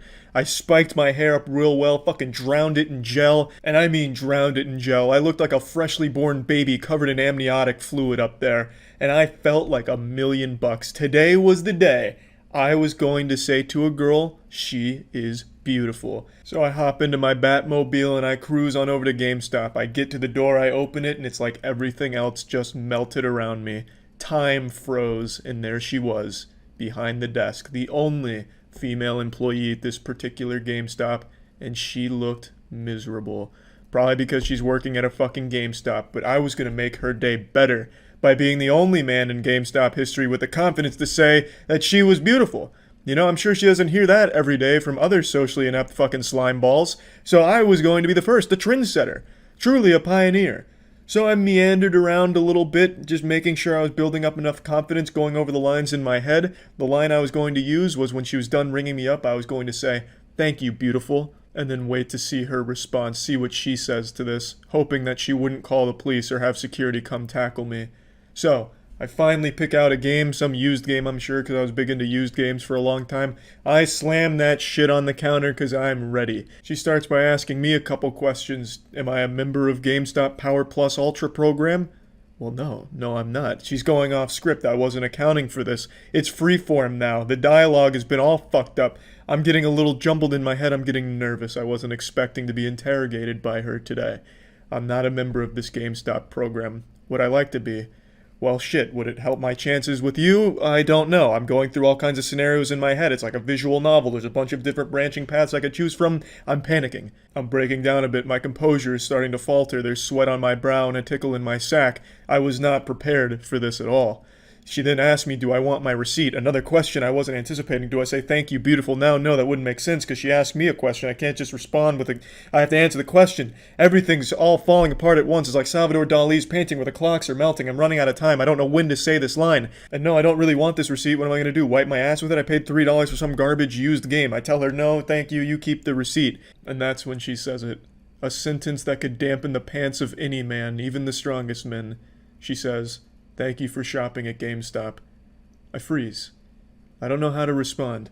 I stand there for what feels like hours, looking at the ground, wondering, is now the time? And then I decide I muster the courage within myself, the strength to go forward. I say, "Thank you, beautiful." I'm still looking at the ground when I say this, because I haven't earned the right to look my GameStop queen in the eyes yet. And then I do what any sane man would do. I ran away. I fucking jogged away. Before she could even like actually respond, I started jogging away with the bag in my hand like I just stole the game from GameStop. But I did hear her say, "Oh." I know for a fact she said, "Oh," as I turned my back to run away. I ran all the way to my car, hearing that "oh" in my head the entire way there, got in, slammed the door, and I thought to myself, Charlie, you did it. We just made that employee extremely uncomfortable, and man, do I feel like shit about it. It was a good lesson to learn. That was probably already like the fifth or sixth time that lady had been hit on that day by fucking weirdos like me. She probably just up and quit that day. That was probably the last straw right there. I don't know, because I never went back. I was just so goddamn embarrassed about this whole thing, but I do imagine she quit that day. But yeah, I tell you this story in the hopes that people will learn from it. Don't make the same mistakes I did. Don't be a fucking weirdo, and don't, yeah, that's basically it, really. That's about it. So yeah, I've got a secret, and I'm not afraid to share it right now. Much like Bruce Wayne keeping his Batman identity a secret, I've got something that I've been keeping from you. And you're not going to believe me when I tell you this, but it is the truth. I used to be a virgin. Not only did I used to be a virgin, I used to be a turbo virgin who was extremely proud of the fact that he was a virgin. In my early college years, I used to brag about being a virgin to anyone that would listen. I was like those dudes that stand on corners with the sign saying the end is near, just talking about doomsday. I was that with virginity. And every day was virginity day for me.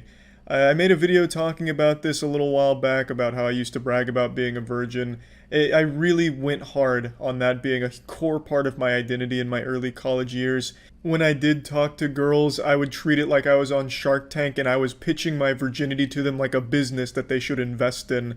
It was very sad and pathetic. But I figured I'd share a few more stories from this era of my life, this arc in the Charlie anime, because there's some real golden nuggets in there that I think maybe a few of you could learn from. Though I don't imagine too many of you watching this right now think virginity is cool or something worth bragging about all the time, unless of course you're trying to be a pastor or teaching abstinence at a high school or some shit as like a sex ed teacher. But anyway, I wanted to share a couple of these stories. So the first tale from the compendium of Charles White's virginity stories is actually one that I shared on a stream recently. It was my sophomore year of college, 2014. Five Nights at Freddy's is the hottest shit, just came out. We've never seen anything like that. Our assholes blown wide open by Five Nights at Freddy's. It was a dark and stormy night, and my roommate had a girl over. It wasn't anyone romantic. They weren't together. They weren't, anything at all. It was a friend of his from high school who came down to party at the university. I did not go to a party that night. I stayed in the dorm room watching cartoons. After the partying had ceased and everyone had their fun, my roommate went to bed, but she didn't. She sat on the couch and watched whatever cartoon I was watching at the time. I think I was watching Justice League or some shit, so she was wet. And she just started talking about how much fun she had at the party and eventually asked me why I didn't go with them. And I tried to play it cool. I said, I had better things to do. And if I had a cigar, I would have lit it in that moment right there and just blew a big fucking puff. I was really trying to be suave about it, but the reality is the reason I didn't go was because I wasn't invited. It was a very low-key party, and this was when I still wasn't super familiar with my roommates. They were probably afraid I'd crawl on top of one of the tables and start trying to lead like a virginity chant, like, raise your hands if you're a virgin. Oh, just me? Even better, something weird. So they didn't ask me to go, which is why I wasn't there. But anyway, of course, me being this virginity evangelist that wouldn't shut the fuck up about virginity, we talked more about some shit, I don't remember what, but of course, me being the mysterious anime loser virgin extraordinaire back then, I eventually steered our conversation into a talk of virginity. And I started telling her about, how great it is being a virgin and how, maybe I'll lose it soon if I'm really feeling like it, as if I had, a ton of options, like my fucking cell phone was full of applicants to take my virginity. And she said something that still rings in my ears sometimes when I'm trying to go to bed. After telling her all of this about my virginity and telling it with a real smile on my face, really fucking saying it with my chest like I am a virgin, she hit 19-year-old Charles with a giggle and a wow, that's so sad. And she thought I was kidding, so she started making jokes about it, and I insisted that no, I was being serious, and I was like, damn. On the inside I was like, damn, that was brutal, that shit hurt, but she's not wrong. The more I say it out loud, the more I realize how sad it is. And then she goes on to say, I'll suck your dick if you want. And I went into a full fucking meltdown mode. It was like something out of Tom and Jerry when like the stars are going around when they're like knocked out. I was having like a fucking meltdown. And I eventually just went into like full Redditor mode. I was like, oh gee, whoa. No, madame, I could never ask such a thing of you. Absolutely not. I would not have that. I'd like my virginity to stay. Thank you very much, you harpy, you succubus. So I stood my ground and declined the blowjob, which was a more than generous offer from her, might I add. She was just gonna take one for the team, a real champion. Like, what a great friend my roommate had. And honestly, I probably saved her life by declining that blowjob because I don't think she quite knew what she was dealing with and getting into. She was about to bite off more than she could chew. She was like Icarus flying way too close to the sun. If she did give me that blowjob, I would have blasted an unholy cum shot at an unreal velocity that probably would have pierced the back of her throat and gone out the other side. It would have looked like she got hit by a fucking sniper. My wiener had never even been accidentally touched by a human female. The closest thing my cock ever got to a girl touching it back during that time was when a girl accidentally hit me in the balls with her criminology book when we were standing up from the table in the classroom. So if she blew me, I would have busted a nut of biblical proportion, a dangerous nut. So really, I made a noble decision and saved her life by declining that. And I think that incident right there where she said it was so sad that she was just going to offer me a blowjob really put it in perspective how sad it really was. Because it was so sad that not only did she tell me to my face how sad it was, but she tried to offer like consolation, as if she was trying to console someone who was grieving. Pretty wild stuff. And I figured I'll share one more story because this one's just as embarrassing. Probably not as embarrassing though. It's probably worse. Before my sophomore year of college, my high school had a reunion party at one of the girls' houses. And this is when I just started drinking and I was getting after it. I was fucking hitting that alcohol real hard. And one thing that I talked about this in the previous bragging about virginity video, but one thing I used to do is I would get drunk and start bragging about my virginity in different accents. Well, I remember at this high school reunion party with all my old high school classmates, I reached that level of drunk where it was time that Irish Charlie come out and start talking about his virginity. So for the whole night that I can remember before total blackout, I was talking in an Irish accent about how great it is being a virgin and how everyone who had lost their virginity had just failed to reach enlightenment. I was the happiest one being a virgin, all in an Irish accent, of course. And then I do remember one of the girls kissed me and I pre-came down my leg. I don't know if it was like a pity kiss or something or like pent up feelings from high school, though I doubt it because I was a real fucking weirdo in high school. But I remember one of the girls kissing me, and I pre-came down my leg. At least that's what I tell myself, that it was pre-cum. Honestly, it could have just been a full load that I blew down my leg. I really don't know. But I do know I wasn't invited to the follow-up high school reunion party the next year. So there's a very good chance that I might have just shit myself, honestly, down my leg. It could have been anything. It could have been any mystery fluid coming out of there. I couldn't tell you, but yeah. Just a couple more tales from this time where I thought bragging about being a virgin was cool. Again, the lesson to take away: bragging about virginity is a weird thing to do. So yeah, probably just avoid that. Don't do that. That's it. See ya. It's been a little while since the last time I sat you down at the fireplace with my bathrobe slightly ajar to tell you an embarrassing story from the period in my life where I've LARPed as a fucking mysterious anime character. This was around the time I was like 18, 19 years old, so like freshman, early sophomore year of college. And I've told many a pathetic story from this sad compendium of miserable social ineptitude. And there's one I haven't shared with you that I thought I'd share today. This was actually the first date I ever went on, like first official date. I'll just give you a brief lore update for those that haven't seen any of the other videos. Back in early college years, I thought it'd be great to reinvent myself as a mysterious anime character in real life. It worked for the anime characters. Girls were always trying to constantly like gobble on their meat. And so I thought, well, if it worked for them, it could work for me. So I wanted to be like super unique.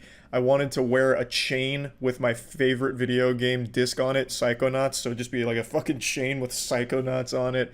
I also refuse to talk to people, so if people talk to me or ask me questions, I'd respond with like moans and grunts instead of words. It was really goofy shit. Like talking to me would be like talking to an NPC in Banjo-Kazooie where they just respond with that. Like that's how I would pretty much respond to shit, or just complete silence.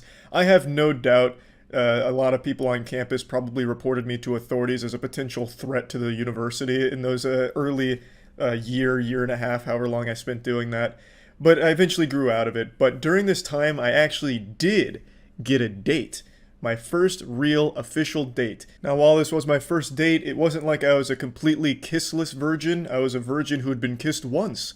It was a dare. A girl was once dared to kiss me because that was seen as such a punishment that in a truth or dare game, they made it a dare to kiss me. And I was like, fuck yeah, this is my time to shine. Probably pre-came and shit my pants at the same time. But anyway, I managed to get this date because a friend of mine from high school actually invited me to a party. We hadn't seen each other in quite some time, and they invited me out to go drink with them. At the time, I was completely straight edge. I didn't want to touch drugs. I didn't want to touch beer. I also wasn't even sure I ever wanted to lose my virginity. I was starting to think it might even be best if I didn't. But they invited me to this party, and I was still in this mysterious anime phase, and he invited me to play beer pong with him, and I was like, well, as long as I don't drink. And he's like, fuck it, Charlie, I'll just drink for you. Just fucking play with me. And I was like, sure, let's go. So we were playing, and then eventually his friends called him to do like a keg stand or something, so I needed a partner, and a girl hopped in to play with me. And I didn't say a fucking word to her. And I guess that must have been cool enough because she started talking to me, and then I eventually like mumbled out like, do you want to go to the beach? And she said yes. She gave me her number, and we set up a beach date for the next day. And my God, I don't even think I slept that night. I remember that night after the party, I went back to the dorm and I was just busting out hundreds of crunches and like bicycle crunches and shit, trying to sculpt out my abs speedrun style. I didn't eat. I only drank a ton of water, just trying desperately to get my six-pack to pop out a bit more. I was a lot leaner back then because all I focused on was being like ripped, but my arms were super skinny, so I just kind of looked like an actual poorly drawn anime character physique-wise. Nowadays, I'm just actually fucking jacked, but back then I was like, all I need is abs, and girls will want to fuck me real good. So I'm in my dorm for hours just fucking doing an impromptu P90X routine till the sun comes up. And I text her, she doesn't respond, I start to panic, I texted her again, still didn't respond, I'm fucking freaking out, I'm like, oh my God, I've ruined it, I fucking blew it, holy shit, it's all over, she hates me, she probably reported me to the police because I was creepy, oh my fucking God. I text her again, I fucking triple texted her, literally the worst possible thing you could do. She finally responds just saying she was sleeping, and then I realized that that's probably about par for the course because it was like 9 a.m. I was like, it's fucking like Saturday, and I'm texting her at 9 a.m. like 1,000 times. It stands to reason that she might just be sleeping in. Fucking having a manic episode in the text messages there at 9 a.m. and then she still agrees to meet with me. She's like, yeah, we're still down for the beach, let's go. So we meet at my car. I play my boner jams, which was a real risk for me because the music I listened to then and the music I still listen to now isn't really popular. It's mainly like metal and shit like that. And luckily she likes that music. In fact, she even knew some of the bands like Cybreed. She likes Cybreed, which is still my favorite band right now. So that was cool, but I'd never done small talk or anything. So I didn't know how that was supposed to go. And I think she was picking up on that, so she took the initiative to talk to me. So she asked me, hey, did you have fun at the party last night? I said, nope. Which is a great response because, I mean, that's super cool. Like, hey, this guy is so goddamn badass. He didn't have any fun last night. But I do remember saying the only cool thing about the party was meeting you. I was like, that's kind of suave. So I hit her with that bit of smooth ass cheeks right there, to which she didn't really say anything. At least I don't remember her saying anything. Maybe she had just gotten completely sodden panties and, that's probably what happened. But she continues, standard stuff. What's your major? At the time it was digital arts. This was before I switched. Do you like digital arts? It sounds cool. What is that? And I was like, I fucking hate it. It's just making 3D animations. It sucks. So I'm just constantly doing my best to ruin any kind of positivity. That whole car ride was basically like condensed pessimism on wheels. And so she just keeps asking me these questions to which I'm giving like the worst responses to imaginable, convinced, like the anime characters I've seen before, that being different or being negative is cool to women, which it's definitely not. But she eventually gets to the dagger what do you do? Like, she probably assumed I had like a job or something, because she did. So she's like, well, what do you do for work? You know, what do you do? And I was like, can't get into that. It's a secret. Which obviously piqued her interest, because like, what the fuck does that mean? Am I like a CIA spy? Am I a hitman, an assassin? Like, what the fuck is that? She's like, well, what do you mean it's a secret? I was like, I just can't get into that. I can't talk about it. So she keeps poking the sleeping bear. She's like, well, what do you mean? What do you do? Like, it's kind of weird. Like, what do you do? And eventually I'm like, I make videos on the internet. Keep in mind, this is 2013. The idea of being a YouTuber was a foreign concept back then. I'd also never told anyone about this. I never said out loud that I made videos online. I always kept that like my biggest top secret. I never ever talked about it, but in this instance, I was fucking desperate. I was pulling out all the stops. I was emptying my pockets of all the possible fucking spaghetti I could fill on the floor, vomiting anything that might help my chances of getting me laid. I would have told her I was Santa Claus if I thought it would help my chances of getting my cock wet. I was just going all out. Just this once. Just trying. So I told her I make videos on the internet, and she laughed at me, which just felt phenomenal. She thought I was just kidding because I had hyped it up so much to that grand wet fart of a reveal. She was probably just relieved more than anything, because she probably thought I was a psychopath with the way I was answering, but I dropped that nugget of truth on her, and at the time, like I said, this wasn't really anything anyone talked about. Like, YouTuber wasn't a thing back then. Most of the most popular shit was like Facebook pages that people knew. And when it came to YouTubers, most people only knew like the biggest ones. The big one back then that I remember most people talking about was Epic Mealtime. And I also remember even things like I'm Schmacked were kind of big back then. But other than that, there wasn't a ton else that college students would think of when they hear of internet content creator YouTuber. So she didn't really find that all that impressive, and I've never treated it like a job or anything, but I just thought it was going to be a good answer to that question, one that she probably hadn't heard before, and she probably never did hear it before because she just straight laughed at it, which it didn't make me feel like my chances were being helped. She thought that I was just making like a joke out of it because I just made it like this hyped up thing, like, no, it's a big secret. It's a fucking government secret. I'm not allowed to say it. If I say it, the government's gonna come fucking kill me. And then I just reveal like I make fucking gameplay and commentary videos on YouTube. So she giggled at that, and then she asked what the channel was, so I showed it to her when we parked. I brought up the channel, and at the time, the channel video that would autoplay was my titty simulator game, which of course was a kind of weird look, so I bring that up. At the time I had like 800,000 subscribers, which is a fucking ton, and she was impressed by the number, but the content itself I don't think she was too fond of, because it was titty simulator, with me talking about fucking honkin' milkers being dragged around by their nipple, and then some of the other related ones were other weird games like don't shit your pants and things. So she didn't really want to stay on the channel that long, but she said congratulations to me, and I was like, oh, okay, it didn't really work very well now, did it? So we finally arrive at the beach. Confidence is shot. I can tell that this mysterious anime character facade's not doing me any favors. So we end up just going to like a pretty crowded area on the beach at Clearwater, and just laying down, and she played music with her earbuds in, and I just kind of laid there, pretending like this was productive, like, yeah, I'd always wanted a tan, I'll just fucking lay here with my ass cheeks hanging out, I guess, why not? And just fucking sit there doing nothing while she's listening to music at the beach. At the end of it, I just kind of felt like I was an Uber driver who stayed a little too long. Like, she requested a ride, but then I had nothing else to do, so I also just went to the same destination. So we just kind of stayed there for like an hour, and then she's like, all right, I'm ready to head back. I'm kind of hungry. I didn't even bother asking if she wanted to get food with me, because I could already just pick up on the vibe here that it wasn't really going anywhere. So we go back, and then she hugged me, and I was like, fuck, it was all worth it. I got a hug. Let's go. Woo! So I got a hug out of it, which means I was a champion that day, but we never talked again, surprisingly. And that's how my first date went. So overall, pretty successful. Got off to a great start, really, in the whole romance world.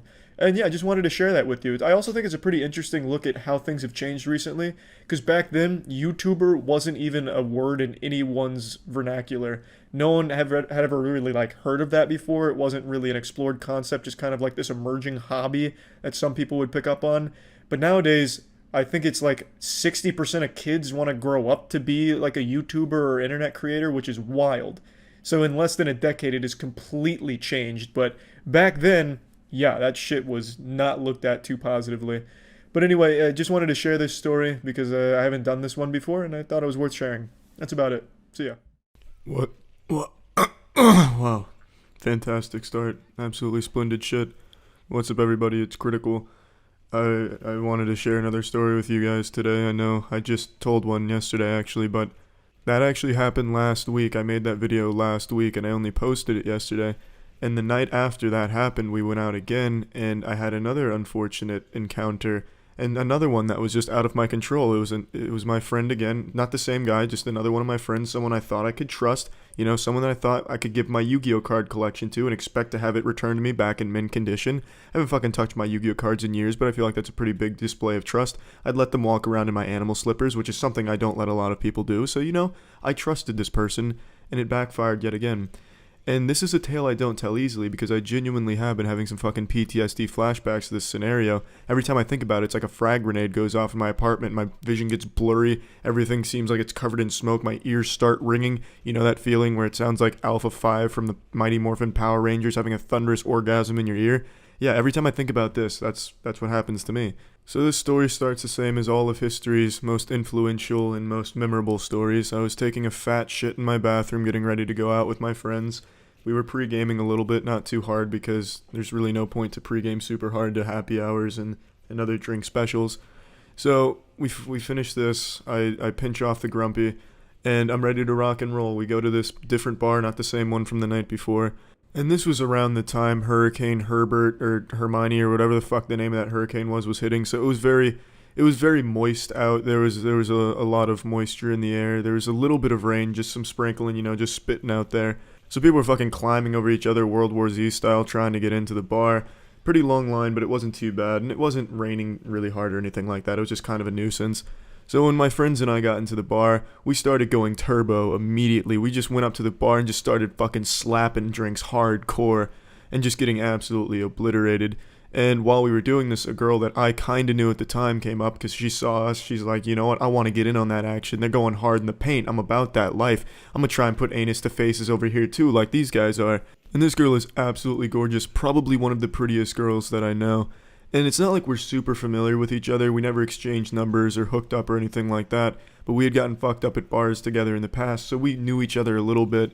And this girl was going, and she was fucking ordering drinks faster than we were. She's like, come on, hold on a second, pussy tits. I'm getting 2 more. And just taking them both, bam, breaking shit on her fucking face. She wasn't doing that, but that would have been pretty cool too. But yeah, it was just fun. And after doing this for like an hour or 2 hours, however long it was, one of my friends, he was flopping around like a noodle. He was too drunk, so he went home because he lived pretty close. And then it was just me and my other friend, actually the same friend from my ceramic story, G. So it was me and G and this girl. And we were ready to leave. We were going to go back to my place, which is also walking distance from this bar, and we were just going to hang out for a bit. And since Hurricane Hermione was hitting in full force, shit, the rain was fucking coming in sideways. It felt like hail. It felt like we were just getting bullets shot at us, and it was kind of cool. And on this adventure back to my apartment, this 0.2 mile walk, the girl and I had made out, and things seemed to be going pretty well, She seemed like she wanted to come back and stay over. And G was going to sleep on my couch bed hybrid thing, because my couch pulls out into a bed, some Star Trek style shit. I know, real advanced technology. And because that's what he usually does when he gets too drunk, because his place is too far away to walk to. And he's done this many times in the past. So we get back to my place, and her and I are just waiting for G to go to sleep. We were just waiting for him to be like, all right, y'all, I'm tired. I'm peacing out. I'm going to have some sweet dreams real quick. Night, night. And he wasn't doing it. He wasn't feeling it. This guy, he was in it for the long haul. He wanted to stay up till the sun was coming up. And eventually her and I were like, all right, we're getting tired. We're going to call it a night. And G was like, all right, Charlie, take me home. And I was shell-shocked. I was like, excuse me, that has to be a joke. So I laughed in his face. I was like, oh, you really yanked my chain good there, partner. No, I'm not doing that. I'm definitely not taking you home. And he was adamant about this. He was not budging. This man had slept on my couch at least 10 times in the fucking past, even when I didn't even want him to or know he was sleeping on my couch. We would just be playing a fucking game and he'd be like, all right, Charlie, I'm going to sleep, and just crash on my couch all night. And then tonight, the one time I fucking needed him to crash on my couch, he was just not having it. He was driving a fucking hard bargain. And we just went back and forth. I was like, gee, no, I don't want to do that. I'm not going to do that. I'd already sobered up because we'd been at my place for a while and I wasn't drunk anymore. So I could take him home if I wanted to, but I didn't want to. And the girl was just watching back, both of us going back and forth. It was like an Indian soap opera where it keeps zooming in on the girl as she's looking at the two people talking, you know what I mean? Real dramatic like. And I could see beads of sweat just dripping down her face. No, please, don't budge. Don't drive him home. She was very concerned that I wasn't going to plant my feet and was going to give in to this. And this was just a real-life example of that conundrum. What happens when an unstoppable force of sexually driven hormones meets an immovable object of reluctance to sleep on a couch? And unfortunately, I just gave in because he just kept going. He's like, you know what, fuck it, I'll just walk home. It's not a big deal. But he'd be walking 3 miles through a really shitty part of town. It's akin to walking through a fucking minefield. And I just kept giving him every chance in the book. I was like, gee, come on. You've slept on that couch so many times. Wouldn't it just be far more convenient if you did that? He's like, no, Charlie. No, I will not sleep on that fucking couch. That couch has poopy on it right now. I don't want to lay in poopy. Just on and on. And then I just kept saying, gee, look, please, I don't want to do this. I was fucking begging him, don't make me do this. And then eventually I just gave in. Yeah, I was like, fuck it, G, you win. I'll drive you home. And then I could see the girl was very disappointed and upset, and so was I. I had fucking tears in my eyes, and I was begging her, please, it'll only take me 20-25 minutes to do this. Just wait in my bed. Just, nap for a little bit, please. Sorewa, machurizo, just wait. Just, everything. I was just trying it all. It was like a scene in all of those romantic movies, like the really sad scene where they're chasing each other through a garden. The dude or the girl is shouting the other person's name, and they just can't hear it. They just keep walking. She had already made her decision. She wasn't going to wait. She was going to just go back to her place. Since we live in the same apartment complex, she just walked right back to her apartment and went to bed. And then the entire ride, I was bringing G home. I was so fucking tight about it. I was just telling him, G, you know what you've done, right? Do you realize the implications? Do you realize what you have fucking done to me, G? And he in his defense, I don't think he knew what was going on, even though I pretty much blatantly told him to his face, like, please, this is what's going on. But he was pretty fucked up, so I'll give him that. And yeah, ever since then, I've just been tossing and turning in my sleep. Sometimes I'll have nightmares where I will be in the same situation again, except my entire apartment will go up in flames, and that's preferable to what actually happened. I would have rather my apartment just get fucking taken out by Hurricane Hermione at that point in time than have to have this memory, this very sour memory. But yeah, that's the back-to-back nights of unfortunate circumstances I had no control over. The double whammy, the double fisting, the double penetration, the double dare, the double disappointment. Yeah, and that's about it. So yeah. Here's a little touching story for all of you from my past. I believe this was in my freshman or sophomore year of high school, and puberty was coming in full swing. My body was changing. I was getting hair on my nutsack, my butthole. My height really wasn't changing. I've pretty much been short my whole life. 5'6" has pretty much been my max level cap. Hopefully soon there'll be a new patch or a new expansion set to this godforsaken world where they can increase my height without having to obliterate my fucking legs in some back alley meth lab. But anyway, that's not really part of the story about me being short. Anyway, I was going through a really hard porn addiction phase. I was an absolute porn fiend. And one day before class, I wanted to see some vagina. I wanted to ejaculate. I wanted to just bust a nut real hard before class. But I couldn't. I watched a lot of porn for the better part of 25 minutes, which for me that was a bender and a half. Usually I would have come 3 times during that period back then. But on this cursed day, my well was dried up and I had no more semen left to give my boxers. It's also worth noting as an important detail, during this time, I never needed to jerk off. I never even knew how. I'd always just ejaculate after getting an erection, and sometimes I'd try different techniques like slapping it around or something to see if that helped the sensations or anything, but I never really jerked off. That's the point here. I could ejaculate using just the power of my intellect and euphoric gamer senses. I was able to just propel cum when I was stimulated visually or mentally. Alright, so now take that little nugget of wisdom and put it in your back pocket and save it for trivia night. It's going to play a major role in the plot a little further down the line in this story. So I wanted to stay home and just ejaculate because I thought something was wrong with me. I thought my dick stopped working or God banned me from ejaculating. I just thought something was awry and I wanted to stay home, but my parents wouldn't let me because that day we had a school play to perform. It was Hamlet and I was playing the role of fucking P. Diddy. Who's the character with the P in his name? Palpatine? Jesus, it's definitely not fucking Palpatine. I'm not playing Chancellor Palpatine or anything like that. It's like Polonius. I was playing Polonius, and he gets stabbed And I guess that's like crucial to the story maybe. So I couldn't miss it. My parents didn't want me to miss it. They'd already planned on going to see it. So I couldn't skip school that day to ejaculate. Plus, that's not exactly a strong reason. I was very forward with why I didn't want to go to school. I was telling my parents, look, I just want to come. No sane parents can be like, you know what, that's a good excuse, Harold. Let's not send him to school today. So I get sent to school. I go through school per usual, and the play was supposed to take place right after school ended. So, I was able to push back the desire to ejaculate and all that for the entire school day and up till the play, and I was rehearsing my lines or my actions, and all of a sudden, all at once, it was like a light switch went off. It was like I was having a fucking Jimmy Neutron brain blast in like the costume room, and all I was seeing was porn. Like my eyes just rolled into the back of my head, and all I was looking at was porn. Like I was Professor Xavier who just jacked into Cerebro, and I was seeing all of the porn that I'd ever seen in my life all at once. And I got hard as a fucking rock. And I knew that was dangerous because, like I said earlier, I never needed to like physically stimulate myself to ejaculate. So I'm sitting there in my Polonius costume on the verge of just blowing a hard load into it right before going on stage, and I'm panicking because we're about to perform this play and I have some shit I gotta do in the play. Like I'd hate to be the guy that gets stabbed in the play, the curtain rolls back, and then all of a sudden I'm just laying on the floor with a boner and a wet spot in front of the whole school and all the school's parents. That'd be terrifying for all of them and myself. So I'm trying to brainstorm ideas. I didn't want to just go blow a load into the toilet because that thought never really occurred to me then. So my plan was to just start chugging water as quickly as I could and just try and pee out my erection. I thought that would work if I just kept urine flowing the best I could. I only had like T-minus 20 minutes till showtime, so I killed like 2 water bottles and the plan worked. I was able to like basically piss out all of my boner, and I was able to perform the play the best I could. But the lesson here is no half measures. If you feel like you need to ejaculate, then fucking do it. Get it out of the way because you never know when it might come back to haunt you. You might be in the middle of a school play and then all of a sudden you're spitting out baby gravy into your costume and trying not to cry in front of the whole class. Just don't edge for like 9 hours. Just get it done, get it over with, and then be productive for the rest of the day. That's the lesson. I guess the lesson is quite literally jerk off if you need to. That's it. See ya. Good afternoon, ladies and gentlemen. It's that special time of year again where we peel back the curtain, I take off the condom, and I answer your most asked questions of the year through Twitch chat, through email, and YouTube comments. I just kind of make a mental list of the most asked questions. So let's start with the first one. Do you still play recorder?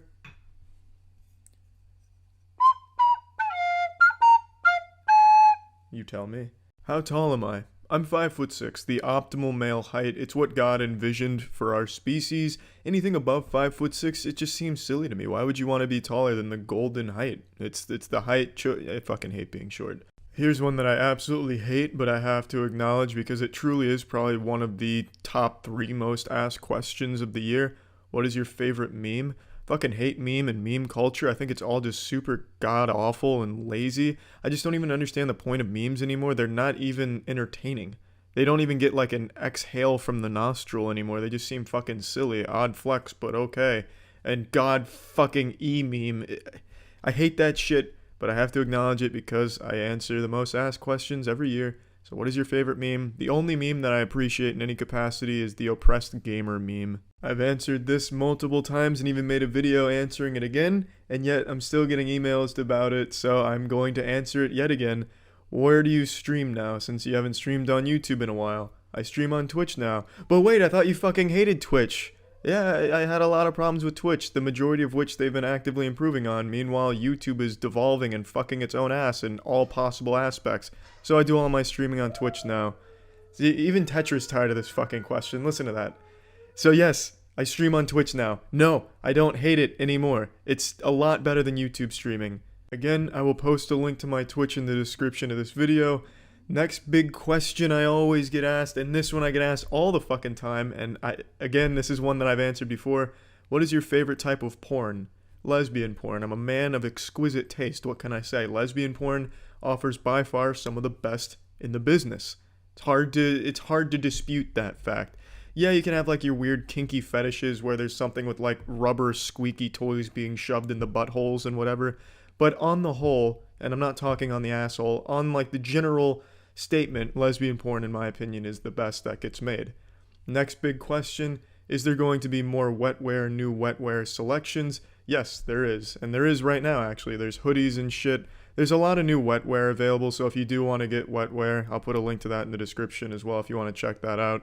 Do you edit your own videos? For the most part, I edit all of my own shit, which is why it all looks like 2008 era shit, because I'm a really bad editor. I don't have a special effects degree. I'm not in contact with Marvel Studios effects team or anything, so it's pretty bare bones, just syncing, trimming, and then putting it together. It's about it. However, the podcast gets edited by Jackson, and the Moist Meter also gets edited by Jackson, which is why the two of those have a bit more production value and don't look like some middle schooler's portfolio or first time with Windows Movie Maker. I forgot to mention this one when talking about Twitch. This is one that I'm asked probably more than anything else. This, I would say, is the most frequent question of the year for me. Will you be playing and or streaming huge name game coming out soon? Yes, I will most likely be playing and or streaming the huge game that you have just asked me about. I've got G Fuel in the veins. What can I say? I'm a hardcore, elite, top-tier gamer, barbarian, assassin guru. I play the majority of new games that come out. I always have. I stream a lot of them too. Maybe not all of them, but I do, for the most part, play the majority of the new games. So yes, I will probably be checking that out. What advice would I give to a college kid? I don't know why I'm always turned to for advice when dealing with college matters and the social aspect of college, especially after I already made the video talking about how I spent an entire year of my college life, my freshman year, pretending to be an anime mysterious guy who was one step shy of having his nipples pierced and wearing assless chaps to appear different and unique. I don't know why people would turn to me for the social aspect of advice in college, but regardless, the advice I would always give someone is don't be weird. Don't be weird. Now, don't misunderstand what I'm saying. I'm not telling you not to be yourself or to just be like some carbon copy clone of every other fucking douchebag in college. I'm saying don't come on too strong and fire on all fucking cylinders. Go in there full mast, full erection, blood pouring to your throbbing member, gloating about your favorite hentai to someone you're just meeting for the first time. Ease your way into someone's life, find commonalities, common ground, small talk, and then, go from there. Just, I guess it's less of don't be weird and more of don't be so overbearing. Well, I guess just don't be weird. I still think that's the best fucking advice. Don't be weird when you're first starting to meet people or trying to carve out your own identity in a new space. This is one I don't really understand, but I'm always asked. Are you ever going to do more of the Reel series, Reel videos? And I don't get that because it's not like I ever stopped. I just don't call them the Reel and then product name. They're just infomercial dubs. The only reason I ever called it the Reel series is because I was too fucking lazy to individually name those videos. But now I name them. Nothing has changed. I still make those. I just don't call them the Reel because it's a stupid fucking name, really. Why are you afraid of flying? As most of you know, I'm afraid of flying. Why am I afraid of flying? Well, it's fucking scary to me. The thought that if something does go wrong and it can't really be fixed in the air by the pilots or anything, I'm super fucked. There's not a whole lot I can do in that scenario to help myself. My seat can be used as a flotation device. Oh, fantastic. That's splendid. I'll make sure to cry into that as the plane fucking explodes. Oh, an oxygen mask, huh? Oh, great. I can stay conscious a little while longer as the plane fucking nosedives so that I can continue to see it coming. Fantastic. There's just not it's the lack of control should something go wrong and the lack of anything else to prevent it. Like I'm helpless in that scenario. I can't like hop onto the wing of the plane and then like take like a fucking master key to it and start turning gears or a wrench to it and start fixing shit. I'm fucked. It's over at that point, and I hate that thought. Just having it be entirely in someone else's hands and should it go wrong, being completely powerless to try and fix it. And it also being 100% fatal should it go wrong. It's fucking scary. Flying is scary. You're insane if you fly. You're a fucking mad lad if you fly. I respect you. I respect that a lot. I can't do it. It's fucking scary. I've done it like 10 or so times and it's fucking terrifying every time. Another big question that I get asked every year, why is my YouTube channel Penguins, would I call myself Critikal or Charlie? The channel's 12 years old-ish. I made it when I was very young. I didn't put a whole lot of thought into it, so I just called it Penguins because I like penguins. I still like penguins.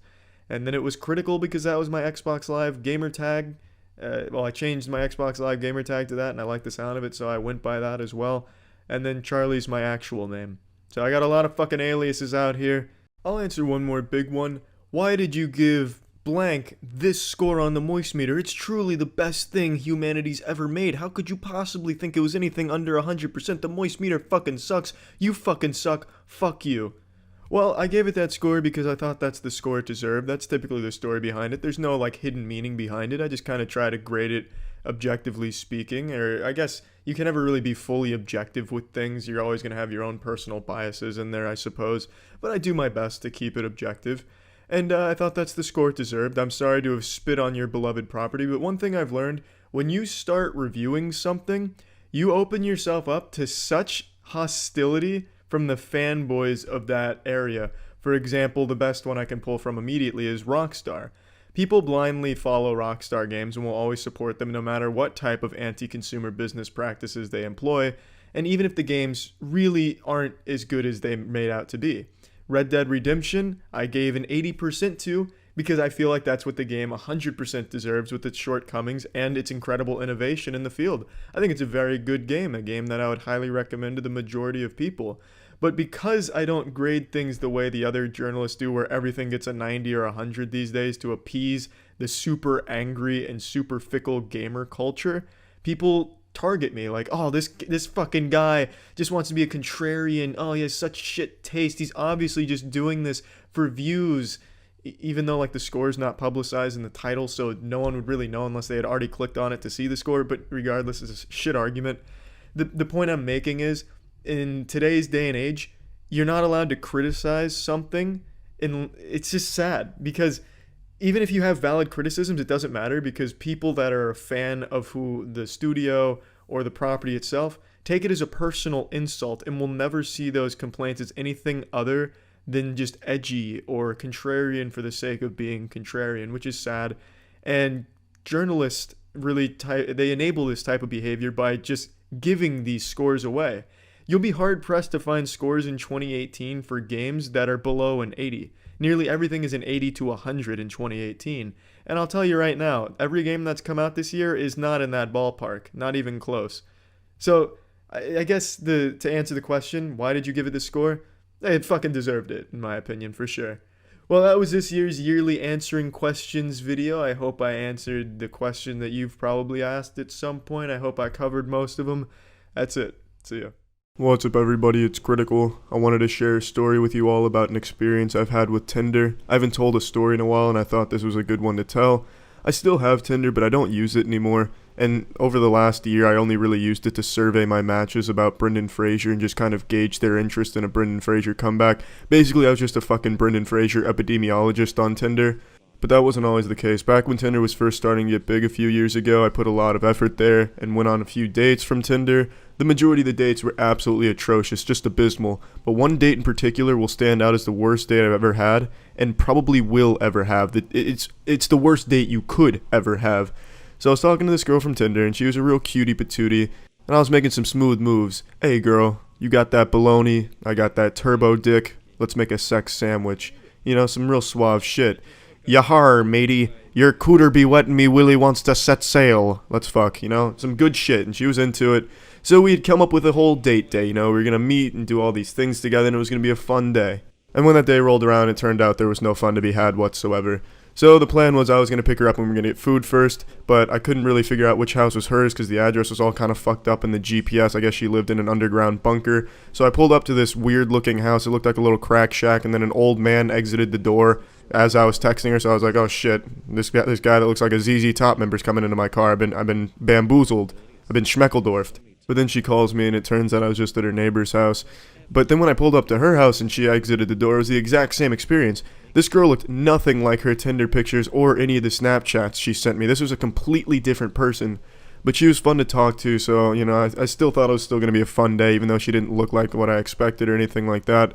So she opens my car, and as she sits down, she just rips ass. Just fucking explodes from the anus. It's like she just jumped on a whoopee cushion once she got in my car. And there was no reasonable excuse you could make here, you know, like, oh, damn sneaky sneakers making fart noises down there. No. It was very clear to everyone, including God, that was a really hard breaking of wind. but she tried her best to try and hide the sound, so she just started coughing super loud, so that way, oh, it was just a cough, a really loud cough.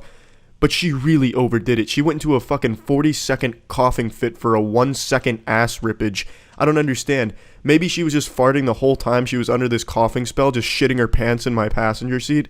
But I was worried I was going to have to fucking take her to the hospital. She just kept coughing and coughing and coughing, and I was panicking. And then all of a sudden she stopped and apologizes, and that's when the smell hits.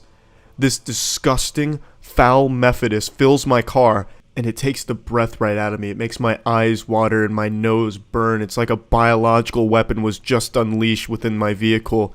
I didn't know how to react, but I couldn't point out this elephant in the anus here. I just needed to pretend like I didn't smell anything. So I tried to act completely normal, but she was saying something to me and I couldn't make out what she was saying because it was as if a grenade had just gone off in this car. My ears were ringing, my vision was blurry. Her voice was muffled, her words were gibberish. She sounded like a fucking adult character in the Charlie Brown cartoon. Nothing was making sense. For a moment, I had exited this corporeal world through a fart. But then the dust began to settle and I came back to reality. And I just asked her to repeat what she said, and she did. I don't remember what she said. All that was on my mind is, how can I get out of this? So I came up with this genius plan, this absolutely brilliant scheme. So I told her, hey, look, I forgot my dad told me he wanted to go bowling today. We already made the plan last week, and I can't leave him hanging like this, so we can go get lunch, but after that, I've got to skedaddle. And she wasn't buying it. She knew something was awry here. What bowling alley are you going to, she asks.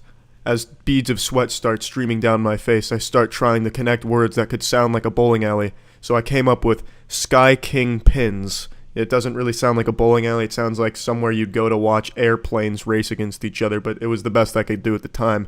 And she was okay with that. What pound of bowling ball do I use? 15. First one that came to mind. I usually use a 16. I throw the fucking lead down there. I throw fucking cannonballs when I go bowling, but 15 because it's the first number that popped into my head when she said that. Next question. How old's my dad? That one caught me off guard. I don't know why she asked me that. I don't understand the relevance, but still she asked, and the only thing I could think of was my dad wouldn't be happy if I told someone else's age. Then she asked me a couple other really stupid questions, but one that was a real tit slapper, one that I knew I'd have to be very careful with how I answered. She asked, okay, can we hang out after you're done bowling with your dad? I didn't know what to do. This was the Gordian knot that I'd need to cut here. How could I address this question? Because I don't like to hurt anyone's feelings. I don't like to make anyone feel bad. So I couldn't just say, no, of course we can't. I just had to tiptoe around it. So I came up with this really long-winded story, this very elaborate novel of what we were going to participate in after bowling. Oh, after we go get a few strikes, we were all going to go to my grandma's house where she's making her world-famous salmon sugar pancakes. I'm sorry, it's just got a whole lot of plans for the rest of the day I won't be able to. And she was disappointed but understood because, Grandma's whipping up her good old-fashioned dirt and soil crumpets or whatever the fuck I told her she was making. I don't even remember what meal I said. But she understood. And then we got to the restaurant. We got our food. Things were winding down. Eating, there was nothing too out of the ordinary that happened there. Just general small talk until she got a phone call from her parents. They had called her to yell and scream at her because her grades were slipping. I could hear most of it. It was extremely uncomfortable to sit through. It sounded like she was being shouted at by a fucking drill sergeant. And then she started breaking down into tears in the restaurant. And I'm not really good when people are crying around me. I don't really know how to handle that. So I would just kind of, cheer up, sport. They don't know you. You're strong, and it's just school. Come on, champ. You don't let that affect you. We're having such a great day. Come on, just think of all the fun we're having here. You're farting and shitting in my car and stuff, and now you're crying in this restaurant. Come on, let's just get you home. It was just very uncomfortable. There's not even words I could use to describe just how awful that situation was for the both of us. Because I know it was shitty for her too. Because she's crying in front of this person she hardly knows. And that was pretty much the end of the date. I brought her home. The car ride was completely silent for the 15 minutes from the restaurant to her place. And then she just said, all right, see ya. And I was like, all right, take it easy. Peace out. I'm out ski. I'm bouncing. I said all of those to her, and then I went and left. And then I checked with her later to see if she was feeling better about that whole situation with her parents, and she said she was, so that's good. But yeah, that's the worst date I've ever had, and also pretty much my experience with Tinder summed up into one story. And yeah, that's it. See ya.